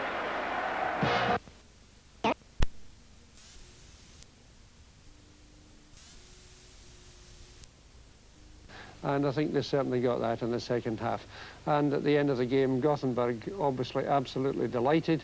And one particular aspect, which I think both you, Hamish, and you, Andy, agreed on, was that the United fans were just superb. And isn't that absolutely marvellous, Hamish? That's tremendous. You know, they've struggled throughout the season, maybe 6,000 fans, and they've had a lot of money to pay out. They've been at Hampden on Saturday. They're there, and they're still there at, what, 10 minutes after the final whistle. They've applauded Gothenburg, and they're still there applauding United players, and it's tremendous. I saw David Ergen over picking up a scarf, waving to the fans. They've had a hard season, the spectators, and the players have had an unbelievably hard season. Speaking to Andy there about, he's done exactly the same down in England, losing two cup finals, or playing 2 cup finals in 4 days, and it's really shattering. I know I'm sick here, but when you see the fans there, you get the hair back in the back of the head. That shows you, although Dundee United, although the players must be absolutely gutted tonight after losing out in 2 cup finals, the fans are showing them there that they're proud of them. That they are, although they've come away with nothing, I mean, those scenes there, the reception that they gave them, that's saying to the players, we know you've done your best for us, we know you've tried, we're right behind you, we're proud of you. Even though you've lost 2 cup finals, we're proud of you, the season that you've given us, and we're now so late in the year now, and yet they're still playing cup finals. That's tremendous. And being honest with you, I still keep in touch with a lot of the players and speaking to them, and I don't think they could probably say they've played very, very well this season, and yet they've been beaten 2 finals, finished 3rd in the league. It just shows you what you can get with a wee bit of breaks, and the breaks are probably going against them in the finals. Obviously Saturday and tonight, the keeper, it's not a break, it's a brilliant save. But that probably was the turning point. The keeper there at the last minute, he's the one with the cup. I think he should give it home for a week or something, because I would say he's won the cup for Gothenburg tonight. Yes. Well, I think we could take a look at the goal, Andy, which we haven't actually seen so far. And this was you know, directly a result of the half-time change, wasn't it? A tremendous piece of skill here with John Clark, and how he got it in, I don't know. I mean, because the boy did everything. The Gothenburg defender did everything they could with his arms and his body to stop John Clark, and it was a subtle piece of skill at the edge of the box to actually beat the player, and his finishing shot was perfect. He probably hit a better shot from a free kick, but hit it straight down the keeper. And his left peg's not his best one either. Yeah, and he scored in the same goal earlier on in one of the games. I've got a terrible memory, but I think it was maybe Lens or something, and went in the same side there. But he's done well. It's a good turn, but a bit of pressure in the second half to come out and they pressurised the box. They had people running about. Any balls that were spared, John was getting heads on. There was people running off him, and it makes it very, very hard for defenders to defend the goal like that. And it's just, well, it's gone in. As you say, he's probably hit a better shot than that, but miss hits doesn't matter when it still goes in the net. Andy, I think one of the things that did impress you second half was that move that led to Kevin Gallagher's chip just over the bar from very close in. It was a fine move, and it would have been a great goal. It's a great leap again by John Clark. And Kevin's done everything right. He's looked at the keeper, actually. When you see it from behind the goal, you see him. He has a little look as John Clark heads the ball and sees the keeper coming. Done everything right. I mean, probably 15 times out of 20, that ends up in the back of the net. Yes. That's the difference. That's a little bit of luck that separates success from failure, really. Yes, I know that impressed you as well, Hamish. Yeah, well, John got a very, very free header at the edge of the box, and he wasn't challenged. That was a good knock on. Kevin's run on, as Andy said, he knows where the keeper is, and he's just jumping off he's actually quite high in the air there, and if he'd got a wee sclaffed it would have gone in, it could have gone under the goalie's body, but he's jumping off his left and he's right up, and he just hits it just too well over the bar. Very, very unlucky, but the benefits of running in the box and playing off somebody else. And the keeper whom you both praised, you know, he was off his line and he was just that little bit distracting, Andy, wasn't he? It certainly is. If you've got a goalkeeper diving at the feet after, it can be very distracting. The penalty claim, I'm not suggesting that we're clutching at straws here, but I don't think it was, you know, it was a claim, but I'm not really sure about that one. I don't think so. I think Davy Nader was probably looking for it here. Davy was looking for it. I think Davy realised that there was no way he was going to get a header on the ball, went in front of the defender and he took a dive. I saw him close up and he was a wee bit angry, but if Davy saw it again, I'm sure he realised there was no way he was getting the ball and took a chance, which in the situation 99 players out of 100 would have taken the same chance, you might have got it, and it could have been a vital thing, but being honest with you, there's no way that we thought that it was a penalty kick, and it was a good decision. The referee, a good decision, which we thought the referee had a good game overall, and we saw a very nice probably a bit of camaraderie. Kevin Gallagher, typical forwards, tackling somebody, and he spoke to him and then he tapped him on the shoulder. I know you're frustrated, so on you go. Right, let's go back to Tannadice. Alec Ferguson there, waiting to chat to somebody. Someone tells him to carry on. I think that's Ian Archer who's with him, and obviously Ian's about to ask him what he thought of the game. So I wonder if we're having the same gremlins who spoiled the killing at John Clark. Now, I wonder if Fergie was impressed with the centre-back whom he came to see. Yes, I mean, I believe that talk from England is that Alec came up to watch one of the centre-backs. Would it be the boy Hussein? Would that be how you pronounce it? Yes. And I thought he had a tremendous game. I think if Fergie was looking to be impressed by the boy, then the boy hasn't done himself any harm at all. I thought it was tremendous at the back. He marshalled his team well. All of a sudden, I think we've got a new name in European football, because we know that Gothenburg got to the semi-final of the European Cup last year, lost on penalties in Barcelona after outplaying them in the first leg. And, you know, all of a sudden they're here now, UEFA Cup winners, and they were a big, strong side, and they looked a good side, didn't they? I mean, they were a good side. They're a very, very competent side, and I think that's 27 or 28 games they've gone in Europe without being beaten. They've lost in away goals and they've lost in penalty kicks, which really you haven't been beaten as such in a game. And they're a very, very good side. They're very, very workmanlike. And as we said, I saw details in the paper the other week there, and they're all 6 feet odds and they're 12, 13 stone, very, very strong. Now there's an interesting point. You're talking about the sportsmanship. There's Jim McLean out waving to the fans to say thank you. I don't think that's actually going to be a lap of honour. There's Maurice Malpass, who had a good volley near the end. It's been a long season for Maurice. Now they've got the Scotland games coming up. But that's a great finish. Look at the people who are still in that ground. Isn't that absolutely marvellous? That's tremendous, and it says a lot for the man we're seeing in the picture, Jim McLean, and you'll actually be lucky if you get an interview there, because you'll be actually choking. You know, I'm a bit choking as well, but he's absolutely sick. But he's done well. He's gone out there. The fans have probably shouted for him, and maybe 2 or 3 years ago he probably wouldn't have gone out there. He'd have been away. He'd have got in his car and he'd gone. It says a lot. He's gone out there. He's waved to the fans, and that makes a big difference, and it helps the players as well. And there are players who are playing there who are going to be experienced players again next year for Europe. You know, Jim McInally's maturing. The fact that they lost two cup finals, Kevin Gallagher's going to be. It's part of their growing up in football. I know it's a terrible disappointment, but if these young players that Jim has under his wing there can learn from that disappointment, and when they get to the next cup final, and I'm sure they will get to other cup finals, if they'll and I'm sure they'll think back and think, remember how we felt when we got beat against St Mirren, remember how we felt when Gothenburg beat us. We don't want to feel like that again. And if he's got enough of them type of players on his side, they'll go from strength to strength. But you have to feel sorry for Jim McLean. 2 things he's never won: the Scottish Cup, and of course he would be creating history tonight as his first Scottish club to win the UEFA Cup. And he has to go and pick a team to perform in those 2 games within 4 days of each other.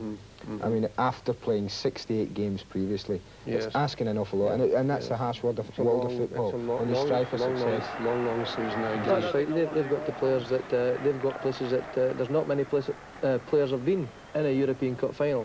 And it says a lot for them, but it must give them a great experience. You know, Kevin Gallagher, which we thought played very, very well. He's 18 or something, you know, and it's going to do him a lot of good. They'll grow up a lot. The young lads will grow up a lot this year. You know, perhaps just before we let Jock Brown and the Saint go, What I feel sorry for is I think we had to play them try at the time of the season when we really were. Jim McLean. There's a fair bit of noise going on in my ear, as there often is on occasions like this, and one is reluctant to tempt Providence with yet another silent interview, but I think this time, fingers crossed, and I think we are going to hear a word with Jim McLean now. That's the most hard. We were struggling with what was necessary. A wee bit extra sharpness, a wee bit extra stamina. We honestly didn't have it. The players were honest tonight, but at the end of the day, the other side, over the 2 games, was just a wee bit too good for what we had left. I would love to play them when we were just after the start of the season and they were finishing the season. But there's hardly a soul left, Tannadice, so they obviously think the world of you still. Yeah, well, I think they should. The players have been magnificent, but it honestly still wasn't good enough to win a trophy. That's a disappointment for us. Thank you. Yeah. Well, there we are. That was. I think that was a very honest assessment, really, wasn't it? Yes, he said like the 68 games previous have taken a toll. After he said the little bit of sharpness, the little bit of stamina they possibly would have needed to win a cup final in the last 2 games hasn't been there, and you can't fault players for that. Mm-hmm. No. There was one thing that did impress me was the way that, although the legs were beginning to go, Hamish, United kept pushing forward, and Maurice Malpass came up, as he often does, to pick up stuff at the edge of the box, and all of a sudden this came out to him, and he wasn't all that far away. This is what you need. You're needing support. You look at there's what 9 tangerine jerseys in the picture there in the space of 20 yards, and at that stage of the game they had nothing to lose. That they throw men forward, if they get beat 2-1, okay, it sounds better, you lose your record, but you're going to lose the cup anyway. They knew that they scored another 2 goals, and Morris is up there. They've got Jimmy McInally who headers it across, who's actually playing right back at that time. You have to have that kind of pressure on teams if you're going to score goals. Yes, interesting. Good point. Well, what about United in the future now, Andy? You mentioned earlier that a lot of the players will, in fact, grow up and mature. Yeah.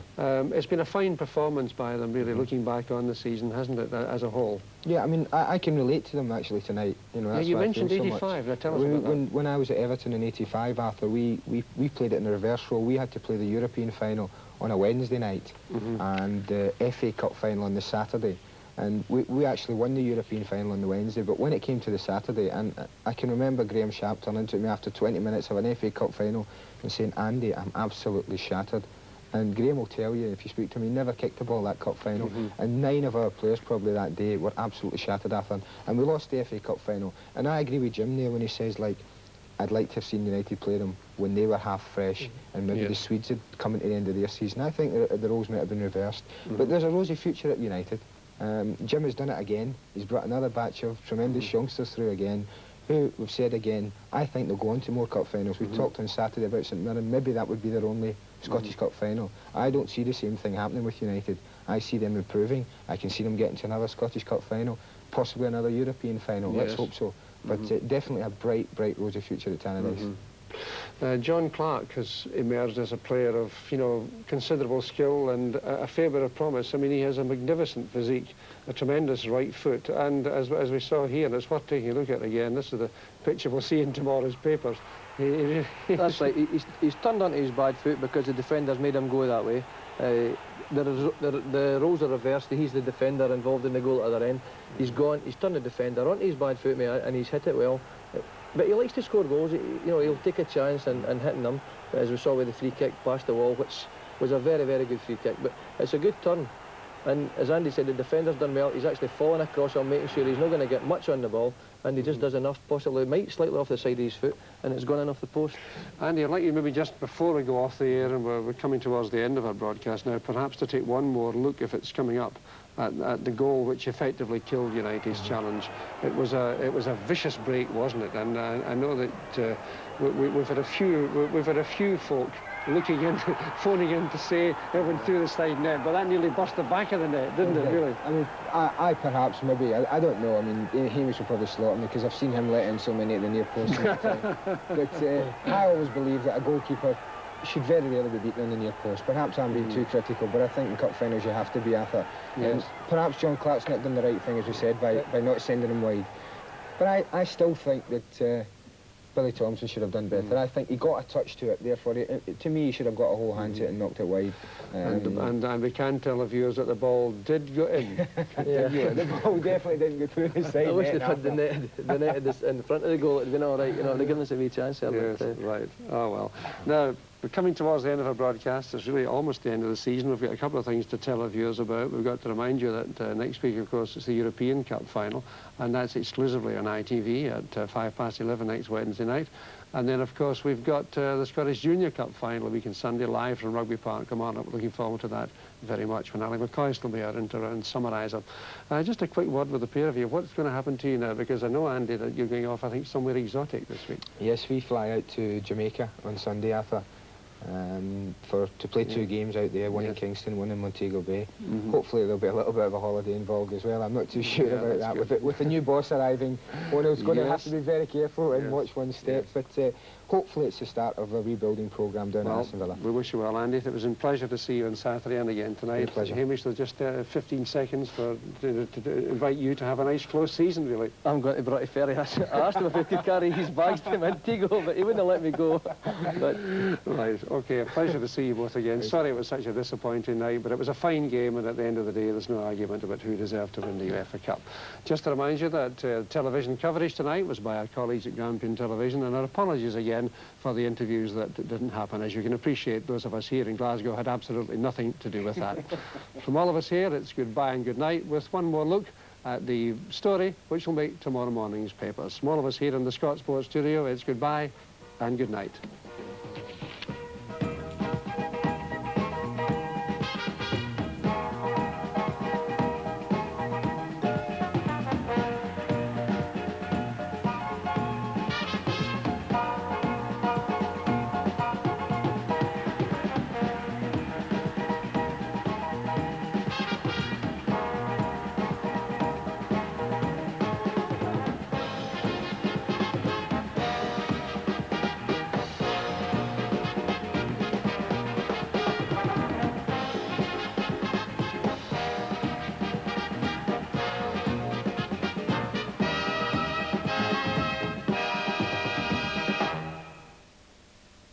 Where can you buy a 1/6...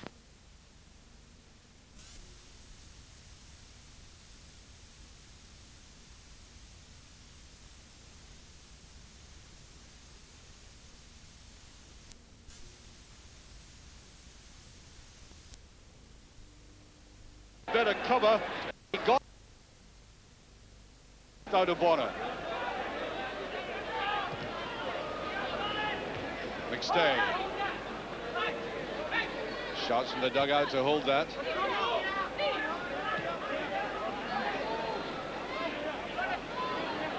Minkwater adding a bit of dig in midfield now. Mark McGee. Jan Burns.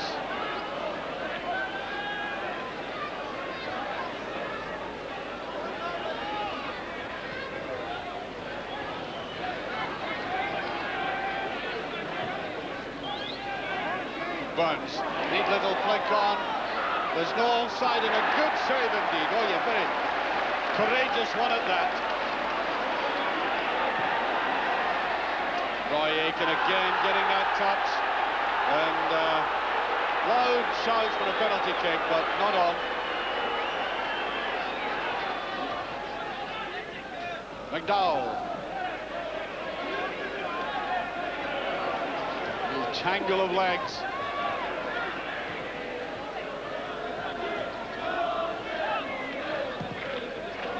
Powerful clearance by Money. McGugan's behind it. They don't know where the ball is, of course. And the challenge on McGugan that the referee didn't like. It's a free kick.